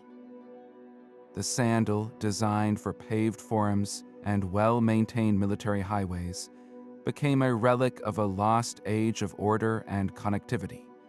Its decline was a direct consequence of the end of the system that had created it. By the early Middle Ages, the transformation was largely complete. The shoe had definitively replaced the sandal as the dominant form of footwear across Europe. This was not merely a change in style, but a profound shift in worldview, etched onto the very feet of the population. The open sandals spoke of a civilization that looked outward, that valued public life, military discipline, and a confident connection to a warm Mediterranean climate. The closed shoe of the medieval period reflected a world that had turned inward, that valued protection from the elements and from a more uncertain social order, and that emphasized spiritual humility over physical display. The story of footwear is always more than just a story of fashion. It is a story of environment, economy, and belief. The fall of the Roman sandal and the rise of the medieval shoe tells us that when an empire fades, its collapse is recorded not only in crumbled walls and faded scrolls, but in the quiet, everyday choices of what people wear on their feet as they navigate a new and changing world. While the political empire of Rome fell, its sartorial empire never truly collapsed. It simply evolved, its core blueprint for the perfect sandal waiting to be rediscovered by future generations. You can see this legacy every single summer on beaches and city streets around the globe. The modern flip-flop, with its simple thong strap and flat sole, is a direct, albeit simplified, descendant of the Roman solia. The fundamental principle is identical: an open design for breathability, a basic strap system for hold, and a flat sole for natural foot movement. It's the same solution to the same problem of keeping cool and comfortable in warm weather, a testament to the timelessness of the form. But the influence runs far deeper than casual beachwear. The entire category of modern athletic and hiking sandals, from brands like Teva or Chaco, are essentially high-tech reincarnations of the military caliga. They feature the same adjustable, multi-strap webbing that the Romans perfected to secure the foot over uneven terrain, coupled with a rugged, grippy sole that has simply traded iron hobnails for advanced rubber compounds. These aren't vague inspirations. They are the same functional design principles, updated with 21st century materials, proving that Roman engineers solved the problem of supportive, ventilated footwear 200 years ago. This enduring functionality was powerfully reborn in popular culture with the blockbuster film Gladiator. The costuming department, aiming for a gritty, authentic feel, put hobnailed caligae on the feet of every legionary and gladiator. The close-up shots of Maximus marching through the mud, the sound of iron on stone, and the visual of those worn, strapped sandals during combat scenes seared a specific, powerful image of Roman footwear into the modern imagination. For millions of viewers, Gladiator didn't just tell a story. It defined the aesthetic of the ancient world, and the sandal was a central part of that. It cemented the idea of the sandal as a badge of toughness, resilience, and martial prowess, transforming it from a historical artifact into a cinematic icon.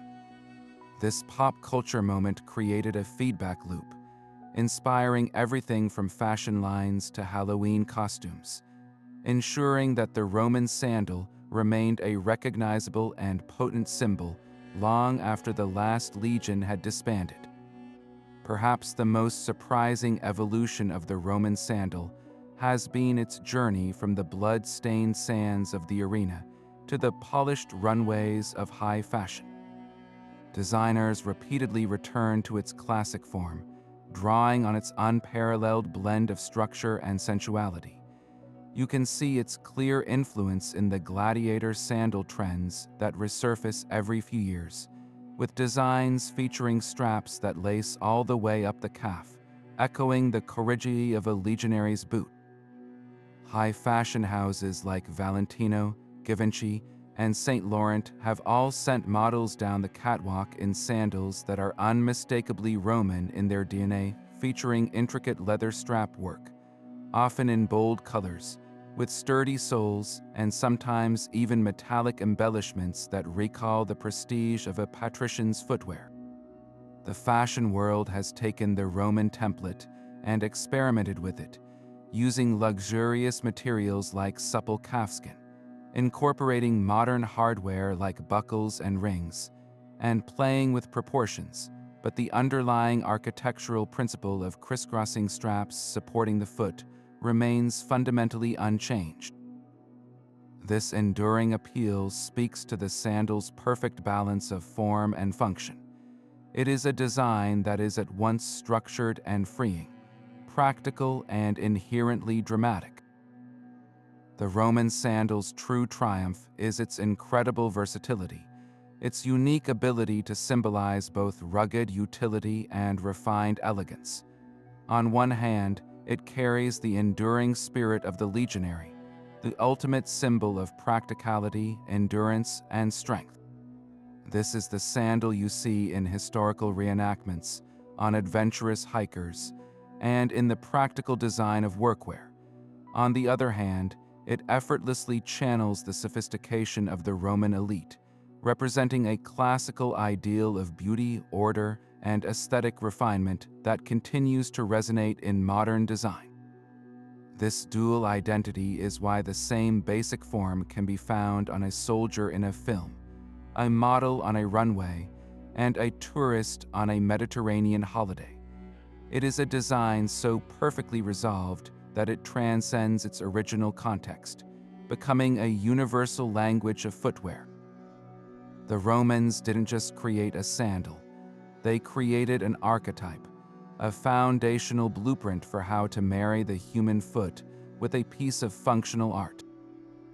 Their revolutionary design never went extinct. It simply shed its hobnails, adapted to new materials and tastes, and continues its march through history, one fashionable step at a time. Now, with all we've learned about their brilliant design and cultural impact, it's time to tackle some of the biggest myths that have clung to the Roman sandal over the centuries. Popular culture often paints a simplified picture, and these misconceptions can obscure the true sophistication of what the Romans actually wore on their feet. One of the most persistent and understandable myths is the idea that Romans stubbornly wore their open-toed sandals all year round, no matter the weather. We picture them shivering in the snows of northern Britain or slogging through the muddy fields of Gaul, all while their toes were freezing. This image, while dramatic, is completely wrong. The Romans were nothing if not practical. They absolutely had a full wardrobe of footwear tailored to climate and occasion. For the bitter cold and wet conditions of winter, or for heavy labor, they relied on the calceus, a fully enclosed leather shoe or boot that laced up the front. These were made from thicker, oiled leathers to repel water, and could be lined with wool or fur for insulation. Soldiers on duty in the northern frontiers would have switched to these enclosed boots during the winter months, and any citizen facing a long journey in poor weather would have done the same. Their practicality trumped any rigid fashion rule. The sandal was the ideal choice for the Mediterranean climate and paved city streets, but when the environment demanded it, the Romans happily and sensibly covered up. Another widespread belief is that these sandals were somehow flimsy or delicate, little more than decorative straps that would fall apart under hard use. Nothing could be further from the truth. As we've seen with the military caliga, these were anything but fragile. They were the ancient equivalent of modern combat boots or rugged work shoes, engineered specifically for extreme durability. The multi-layered leather sole, sometimes over an inch thick, was designed to withstand hundreds of miles of marching on every type of terrain imaginable, from sharp flints to abrasive sand. The iron hobnails weren't just for traction. They acted as a sacrificial wear layer, protecting the leather sole beneath from being ground away. In fact, the need for frequent hobnail replacement is a testament to just how much punishment the sole itself was spared. Think of a modern car tire. The tread wears down, but you replace that rather than the entire tire. The Roman sandal was built on the same principle. The leather straps, while allowing for flexibility and breathability, were cut from high-quality, durable hides and stitched or riveted with immense strength. A well-made pair was expected to last a soldier for a full campaigning season, a testament to a build quality that would put many modern mass-produced shoes to shame. Perhaps the most ironic misconception is that this open, strappy design must have been incredibly uncomfortable, leading to constant blisters and pain. This assumes a one-size-fits-all approach, which the Romans explicitly rejected. The genius of the intricate strap system was its inherent customizability. Unlike a pre-formed shoe that forces your foot into a single, rigid shape, the Roman sandal was adjusted by the wearer to their exact foot shape and volume. Before a long march, a soldier could loosen the straps for better circulation. When heading into battle or uneven ground, he could tighten them for a locked-in, secure fit. This ability to adapt to the foot's natural swelling and contracting throughout the day is a feature that many modern footwear designs still struggle to achieve. Furthermore, the open design prevented the buildup of heat and moisture, which are the primary causes of the blistering and fungal infections that would have been rampant in enclosed boots. The comfort of the Roman sandal wasn't an accident. It was a calculated result of its architecture, providing support where it was needed through the sole and ankle straps, while eliminating the pressure points and dampness that cause real discomfort. Let's also put to rest the idea that this was a single, universal style.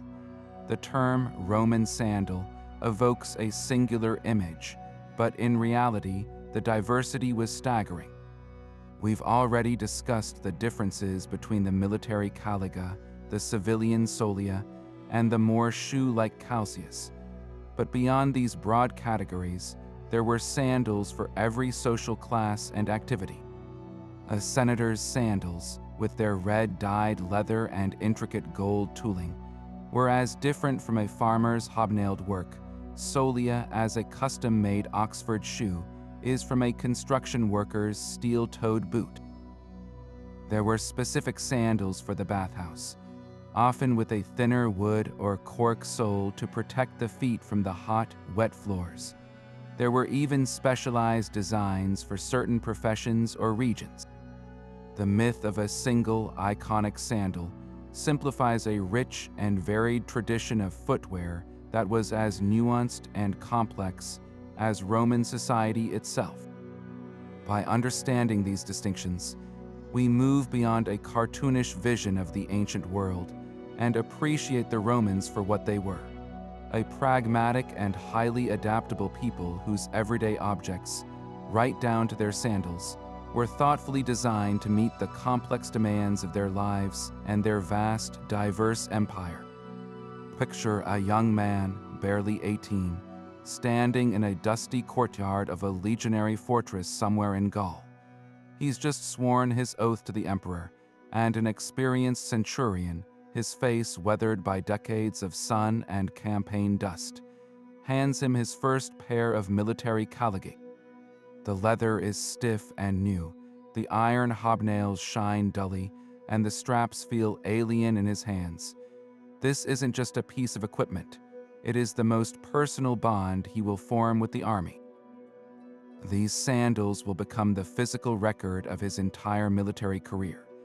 In that moment, as he laces them on for the first time, he has no idea of the thousands of miles they will carry him, the frontiers they will cross, or the battles they will tread.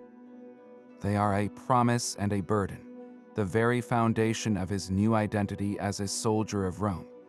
every blister they cause in the first week of marching, every time he adjusts the straps to fit the unique contours of his feet, he is molding them to himself, and they, in turn, are molding him into a legionary.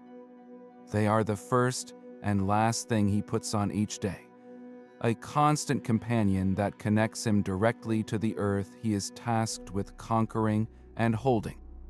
Months, then years into his service, the relationship deepens. Imagine the same soldier, now a veteran of several campaigns, sitting by a campfire at the edge of the known world, perhaps near Hadrian's Wall.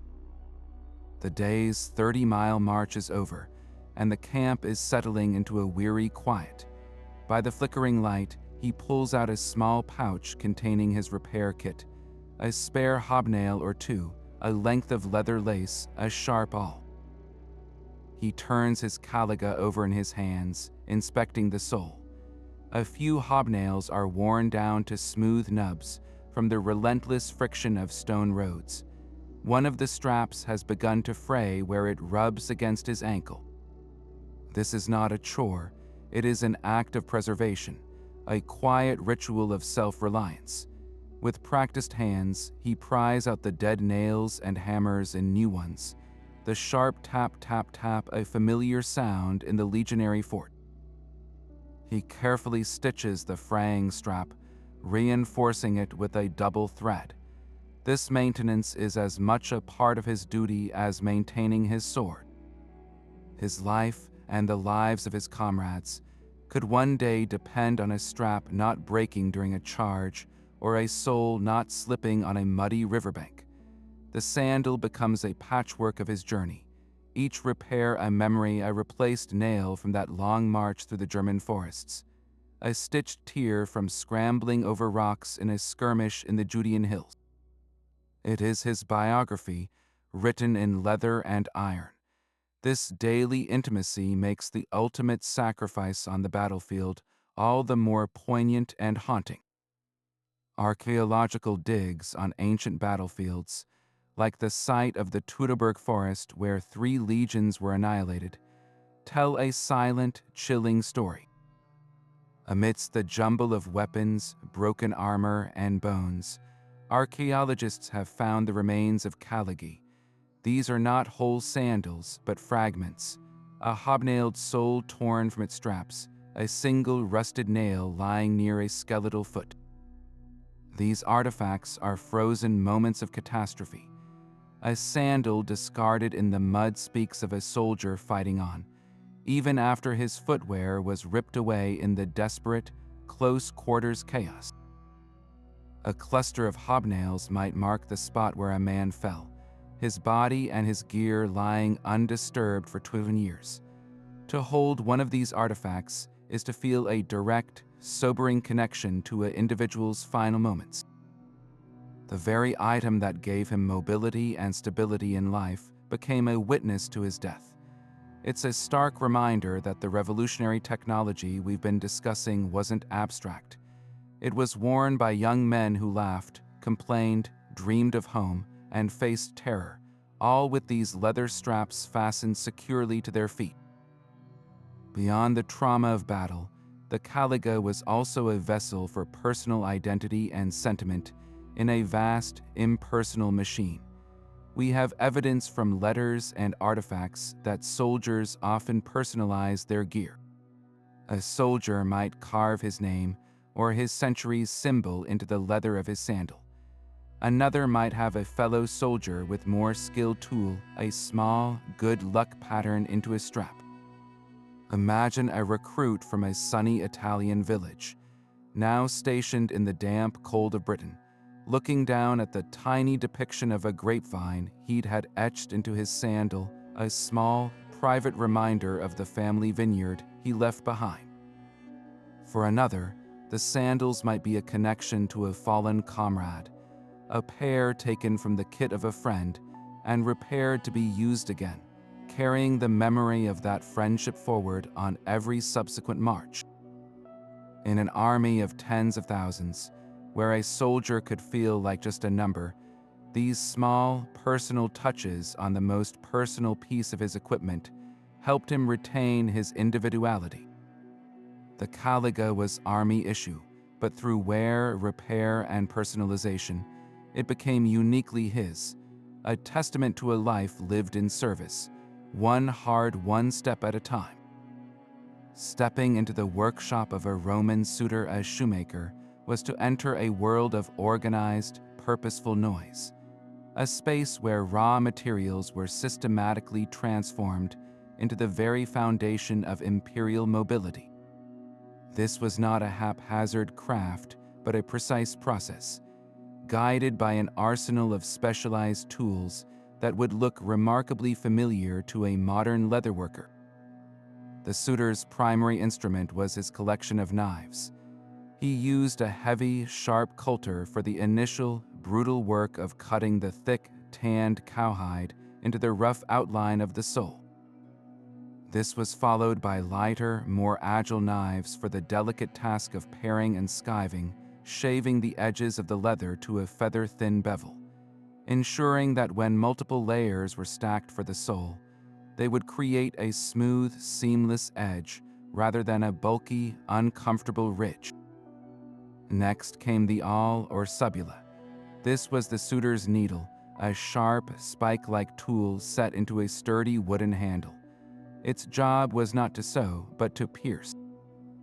Before any thread could pass through the tough leather, the awl had to pre-puncture a clean, precise hole. The skill here was immense. The angle, depth, and placement of each hole determined the strength and neatness of the final stitch. A clumsy awl stroke could weaken the leather or create an uneven seam that would fail under stress. Alongside these were hammers of various weights, used for everything from tapping the awl through stubborn hides to the final, percussive act of driving the iron hobnails home. This toolkit knife, awl, hammer was the trinity of ancient manufacturing, the fundamental instruments that turned a flat piece of hide into a three-dimensional, functional masterpiece. The process itself began with the foundation, the multi-layered sole or solia. The suitor would take his pre-cut pieces of thick cowhide, often 3 or more layers, and carefully align them. To bind these layers together before the final stitching, he might use a natural adhesive like casein glue, derived from milk, but the primary strength came from stitching. Using his awl, he would pierce a series of holes around the perimeter of the layered sole. Then, with a needle made of bone or bronze, and threaded with sinew or thick linen thread, he would begin the arduous task of stitching the rand and the channel between the layers. This wasn't a simple running stitch. It was a strong, locking stitch, often done with a 2-needle technique, pulling the thread taut through each pre-punched hole. The goal was to create a single, monolithic unit from the separate layers, a platform that was immensely durable and provided natural shock absorption. The sole was then often soaked in water or oil to make it pliable for the next stage. This was a critical moment. Leather that was too dry would crack when worked, while leather that was too wet would not hold its shape. The suitor had to judge the moisture content by feel and experience, a knowledge passed down through generations of craftsmen. With the sole prepared, the artisan's attention turned to the intricate web of straps, the corrigii. This is where the craft transcended mere assembly and entered the realm of tailored design. Using patterns made of wood or stiff leather, the suitor would cut long, consistent strips from softer, more supple hides, often goat or calf skin for their flexibility and comfort against the skin. The cutting had to be perfect. A strap that was too narrow would snap under tension, while one that was too wide would be bulky and chafe the wearer's foot. The ends of these straps were then skived to a fine point to allow for easy threading through the slits that would be cut into the sole. The placement of these slits was a matter of both anatomy and style. The suitor would use a specially shaped punch to create small, clean slits, in the upturned edge of the sole, precisely where the straps needed to anchor. The primary toe strap, or lingula, would pass through a slit near the ball of the foot. The crucial ankle straps required slits at the heel quarters.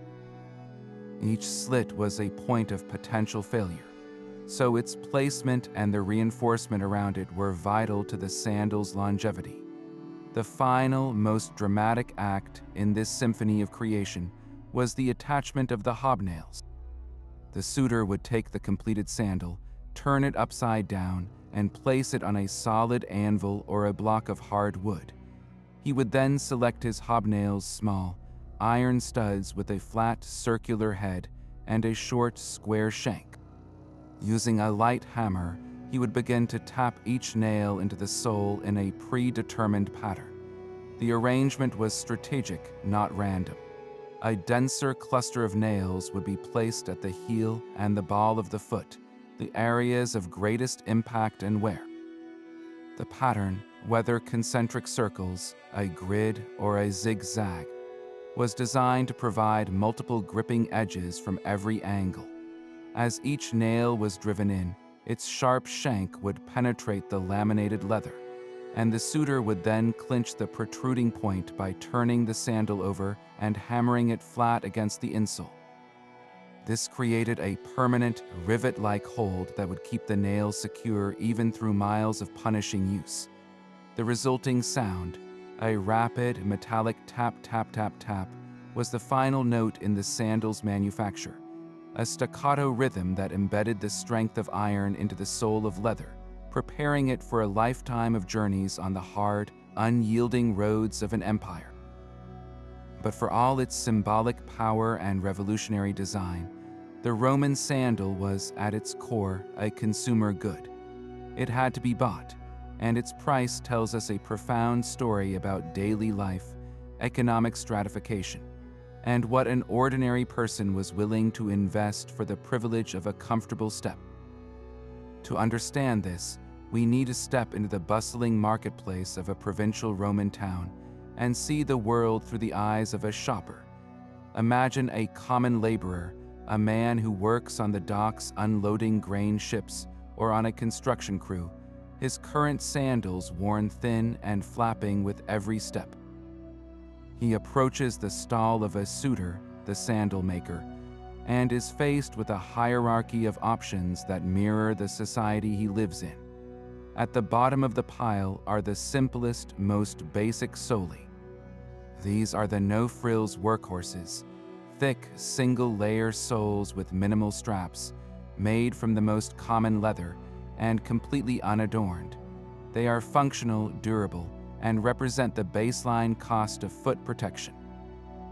Moving up, he sees sandals with the coveted multi-layered, hobnailed soles, the kind the legions use. These are more expensive, an investment in longevity and traction.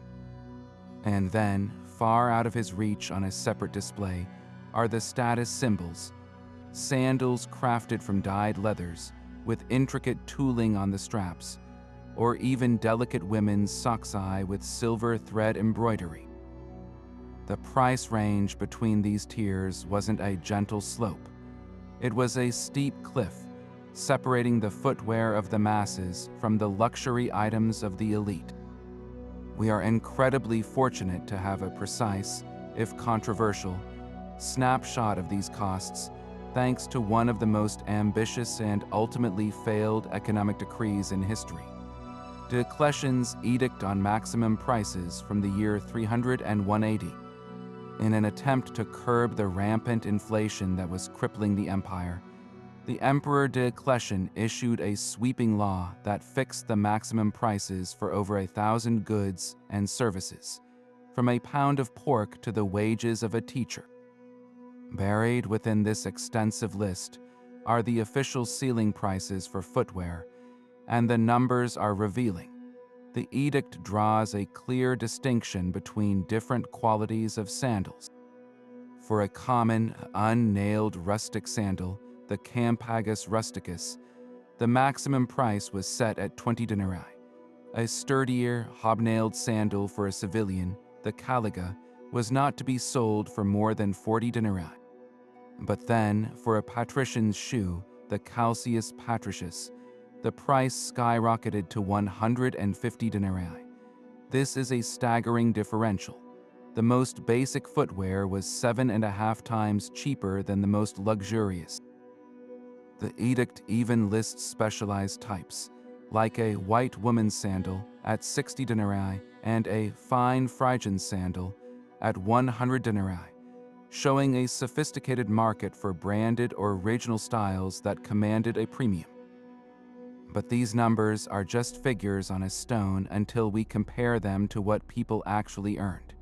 Diocletian's edict also set maximum wages, and this is where the true cost of living comes into sharp, often brutal focus. The edict states that a common laborer and unskilled worker was to be paid no more than 25 denarii per day, plus his upkeep. A skilled carpenter, by comparison, could earn 50 denarii a day, plus food. Now, let's do the math from our laborer's perspective. His daily wage of 25 denarii would be completely wiped out by the purchase of the most basic 20 denarii rustic sandal. After buying that one essential item, he would have just 5 denarii left for everything else: food for his family, rent, clothing. A single, fundamental piece of clothing could cost nearly a full day's pay. Upgrading to a more durable, hobnailed caliga priced at 40 denarii would require more than a day and a half of his labor. For the carpenter, the situation is better, but still puts quality footwear at a significant investment, 80% of a single day's wage for the hobnailed version. This wasn't an impulse buy. It was a carefully considered purchase, a major investment in one's ability to work and move comfortably.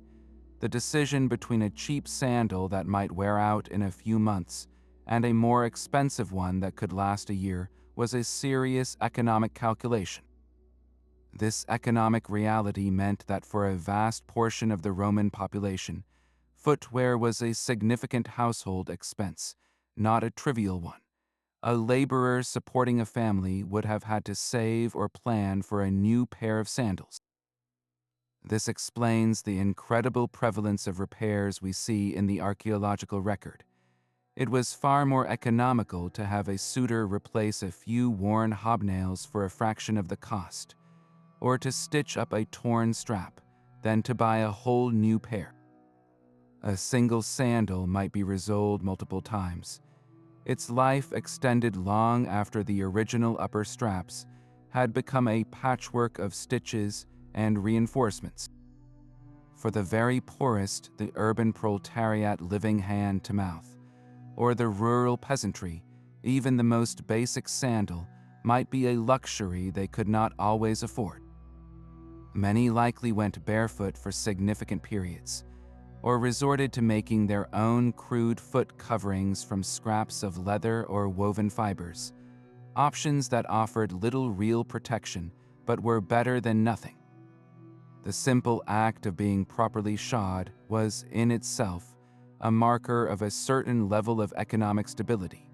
Now, contrast this with the elite for whom the 150 denarii patrician's shoe was just another accessory. For a Roman senator or a wealthy merchant, this sum was inconsequential. It represented less than a single day's income from his vast estates or business ventures. For him, the cost of footwear was not about utility, but about exclusivity and display.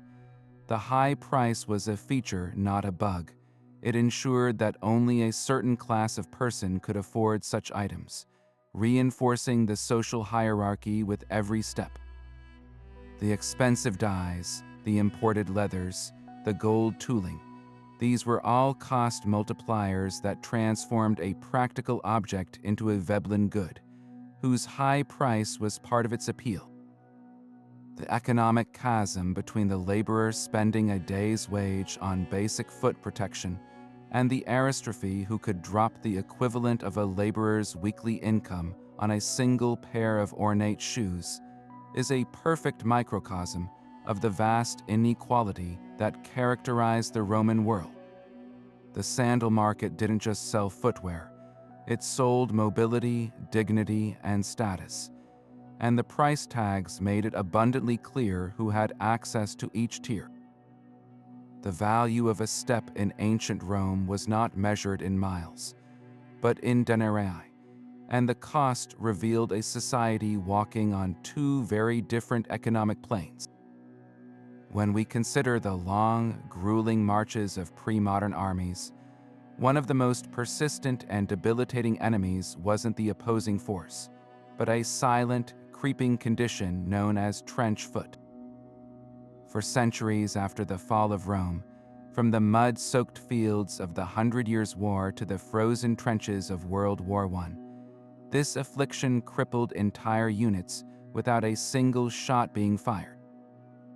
Trench foot is a medical horror born from a simple cause: prolonged exposure of the feet to damp, unsanitary, and cold conditions. When feet are trapped in wet socks and enclosed boots for days on end, the skin softens and breaks down, circulation is severely reduced, and the nervous and vascular systems begin to suffer. The initial symptoms are numbness and a painful tingling, but it can quickly progress to blistering, swelling, and open, weeping sores. In advanced, untreated cases, the tissue begins to die, leading to gangrene, and the only recourse was often amputation. This was the grim reality for millions of soldiers throughout history, a logistical nightmare that could incapacitate a fighting force more effectively than any cavalry charge. Now, hold that devastating image in your mind and contrast it with the foot of a Roman legionary securely laced into his open-toed caliga. The very design that might seem vulnerable was, in fact, a brilliant preemptive strike against this kind of misery. The Roman sandals architecture made trench foot a virtual impossibility. Its defining feature, the open weave of leather straps, created a self-draining, permanently ventilated system. Picture a Roman sentry fording a river in Gaul or marching through a sudden downpour in the hills of Judea. The moment they stepped out of the water, the liquid would simply drain away through the gaps in the straps. There were no absorbent socks or wool linings to become waterlogged sponges, clinging to the skin and creating that dangerous, moist environment. The foot was exposed to the air, and the combination of body heat and ambient temperature would begin the drying process almost immediately. A soldier could be comfortably dry within an hour of a crossing, while a man in an enclosed, sodden leather boot might need to remove it and spend half a day trying to dry it over a fire, assuming he had the opportunity. This wasn't just a matter of comfort. It was a critical factor in maintaining operational readiness and the long-term health of the fighting man. This hygienic advantage extended far beyond just drying speed. The open design also made cleaning a trivial affair. At the end of a dusty march, a Roman soldier could simply unlash his caligae, rinse his feet and the sandals in a stream or with a bucket of water, and be done. There was no deeply ingrained mud to scrape from the seams of a boot, no rotting interior to disinfect. For the sandals themselves, the lack of complex inner lining meant there were no hidden pockets where moisture, bacteria, or fungi could thrive. This drastically reduced the incidence of other common and debilitating foot ailments, such as athlete's foot and other fungal infections, which thrive in the dark, warm, and humid conditions inside a boot. The Romans, without any knowledge of germ theory, had intuitively designed a system that minimized the risk of microbial growth. The constant airflow acted as a natural sanitizer, while the ability to easily wash both the foot and the footwear prevented the buildup of sweat, dirt, and the bacteria that cause infections and odors. In an era before antiseptics, this simple, mechanical form of hygiene was a lifesaver. It's a startling realization that for nearly a millennium and a half after the fall of Rome, foot health in European armies regressed dramatically. The medieval knight, encased head to toe in plate armor, also encased his feet in heavy, often poorly ventilated leather boots. On a long campaign, these would become just as wet and remain so for far longer, creating the perfect breeding ground for disease. The problem persisted through the Napoleonic Wars and reached its infamous peak in the trenches of the First World War, where men stood for weeks in flooded, filthy ditches. The term trench foot itself was coined from this horrific experience, where thousands of soldiers had to have their feet amputated due to a condition the Roman legionary, 2 years prior, was largely protected from by his superior footwear technology. This historical comparison isn't meant to glorify Rome, but to highlight a profound technological backslide. The Roman sandal represented a peak in practical, health-conscious design that wasn't surpassed until the development of modern, waterproof, and breathable materials in the 20th century. Ultimately, the Roman approach to foot health was holistic, born from an empirical understanding of the human body under extreme duress. They recognized that a soldier's effectiveness was rooted in his physical well-being, and that started from the ground up. The Caliga wasn't just about getting a man from point A to point B. It was about ensuring he arrived there with his body intact and ready for action. The combination of a durable, shock-absorbing sole and a hygienic, breathable upper created a synergistic effect. The sole protected the foot from the external trauma of hard surfaces and sharp objects, while the open design protected it from the internal threats of moisture, bacteria, and decay. This dual-purpose design philosophy stands as a testament to their unparalleled logistical and medical foresight.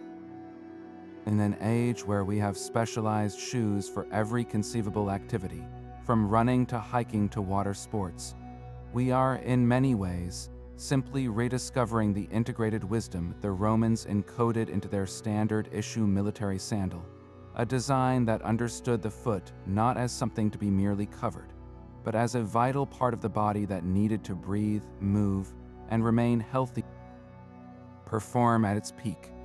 If you look beyond the simple function of holding the sandal onto a foot, the intricate web of leather straps begins to look less like a practical fastening and more like a sophisticated visual language.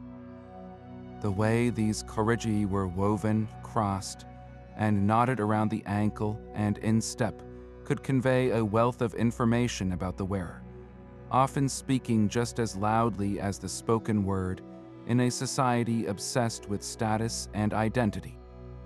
Take, for instance, the basic distinction between a soldier's caliga and a patrician's sandal. The military version prioritized a secure, adjustable fit for marching and combat. Its straps were straightforward and functional, designed for quick lacing and durability. Compare that to the sandals depicted on statues of Roman elites or empresses. Here, the straps become an exercise in artistry, often dyed in rich colors and woven into complex, almost lace-like patterns that climb up the ankle. This wasn't just about looking ornate. It was a deliberate display of leisure. Such intricate work was fragile and wholly impractical for any kind of manual labor or rapid movement. Wearing sandals like this was a silent declaration that the wearer existed in a world far removed from physical toil, a world where one had both the wealth to afford such craftsmanship and the time to have them carefully fitted by a servant. This language of straps also had a strong regional accent. As the sandal design spread across the vast, culturally diverse empire, local workshops and wearers began to imprint their own identities onto the Roman form. In the colder, wetter provinces of Northern Europe, like Britannia or Germania, we see adaptations that reflect environmental needs. Sandals from these regions sometimes feature straps that are wider and more numerous, offering greater coverage and protection from the elements compared to the more open, ventilated designs popular in Italy and North Africa. Conversely, in the eastern provinces, influenced by Hellenistic and Persian traditions, we find evidence of sandals with straps that incorporate decorative knots, tassels, or even metal grommets arranged in patterns unique to those areas. A sandal produced in a workshop in Roman Egypt might use a distinctive looping technique for the ankle strap, while one from Gaul might favor a particular style of buckle or a tighter, more reinforced crisscross over the instep. For the Romans themselves, and for anyone traveling the empire's trade routes, these subtle variations would have been immediately recognizable. Seeing a particular strap style could instantly tell you something about where a person was from, or at least where their footwear was made, turning the sandal into a subtle map of cultural influence and local identity. This leads to the most fascinating aspect of this strap code: its potential use as a subtle social and even intellectual signal among the elite. The most complex and deliberately obscure lacing styles likely functioned as a kind of sartorial shibboleth. Imagine a wealthy, educated Roman patrician attending a dinner party. His sandals, with their bewilderingly intricate pattern of interwoven red and black straps, would be instantly recognizable to his peers as the work of a specific, highly sought-after suitor in Rome, a craftsman whose unique designs were known only to a small, moneyed circle. To those outside this group, the pattern might just look like random decoration, but to those in the know, it signaled membership in an exclusive club. It said, "I understand this code. I can afford the artisan who created it, and I possess the refined taste to appreciate its complexity."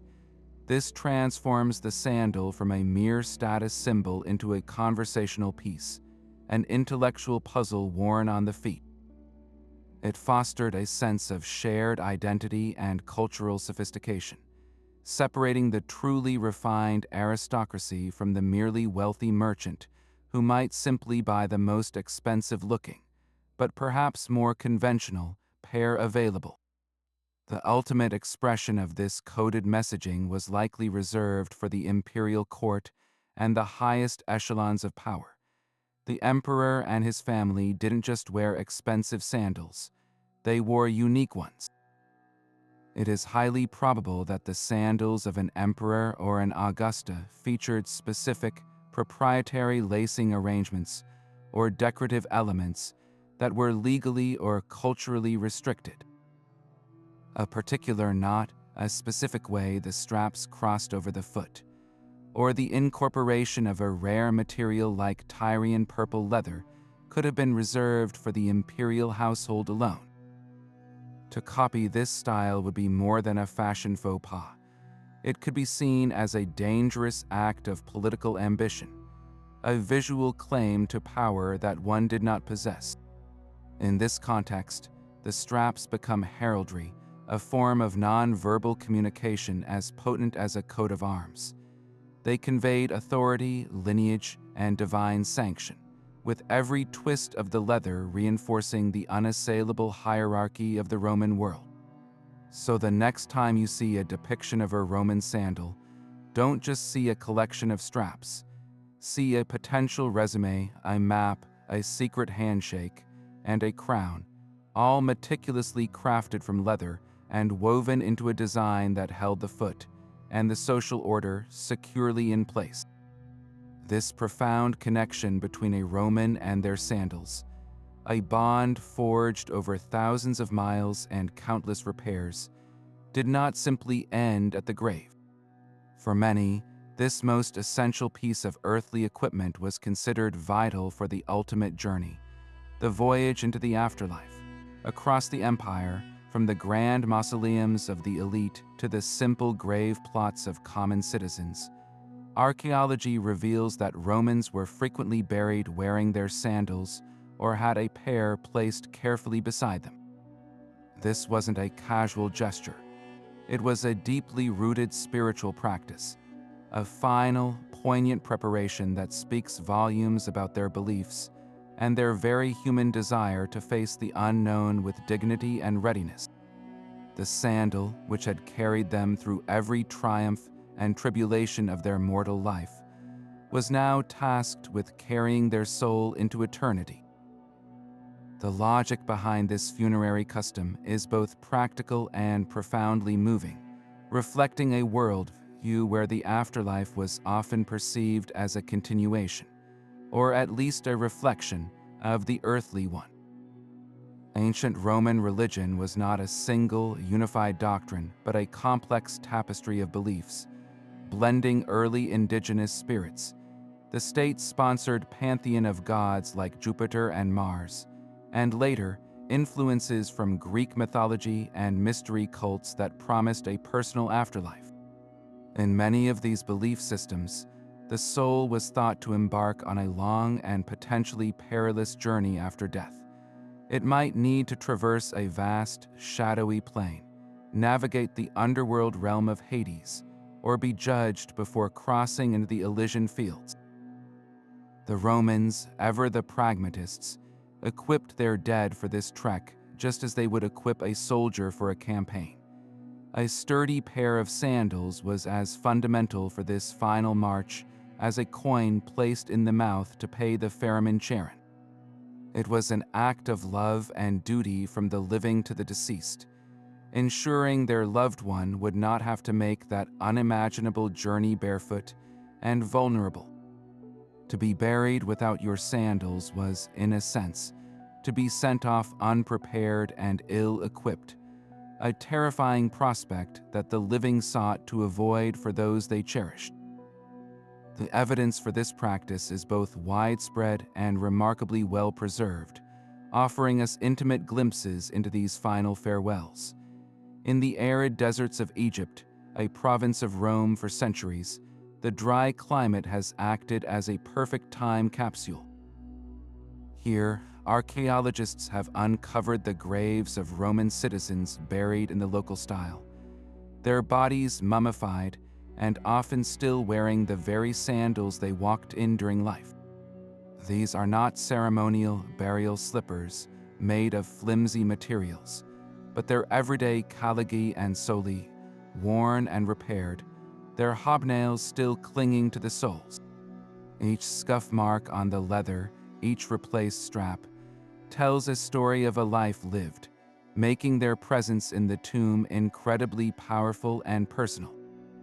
Far to the north, in the waterlogged, oxygen-deprived soils of cemeteries in Roman Britain and Gaul, the leather of buried sandals has survived while the bones themselves have often dissolved. In these graves, we find the ghosts of foot where the dark stain in the earth where the leather decayed, surrounded by a cluster of rusted iron hobnails that still hold the exact shape and pattern of the sole. It's a silent, metallic echo of a person, a last testament etched into the ground itself. What we can learn from these funerary sandals goes far beyond simple confirmation of a ritual. It provides a touching insight into social equality in death and the universality of human concern. While a wealthy patrician might be interred in an ornate sarcophagus with gold jewelry and fine glassware, his burial sandals are often his well-worn, comfortable everyday pair, not necessarily his most ornate. Conversely, a humble freedman or a common legionary, whose worldly possessions were few, might be buried with his one good pair of hobnailed caligae, perhaps the very pair he was issued upon enlistment, now polished and prepared for his final deployment. This suggests that the need for footwear in the afterlife was a great social leveler, the practical necessity of a protected foot for a long journey transcended class distinctions. For the poor, this single, significant possession, given to the grave, represented a genuine sacrifice from the family, a profound expression of love, and a desire to provide for their loved one's needs beyond the veil. The sandal, therefore, becomes a symbol of a shared human hope, that those we lose are safe, protected, and able to walk on, even in a world we cannot see. This philosophical dimension adds a final, deeply resonant layer to our understanding of the Roman sandal. It was not merely a tool for empire or a marker of status. It was a companion for the human soul's entire cosmic journey. From a child's first steps to a soldier's last march, from a merchant's weary trudge home to the final, quiet steps into the afterlife, the sandal was there. Its presence in the grave is the ultimate expression of its importance. It demonstrates a civilization that, for all its military might and engineering genius, was ultimately composed of individuals who loved, who feared the unknown, and who sought to care for one another even beyond the boundaries of life itself.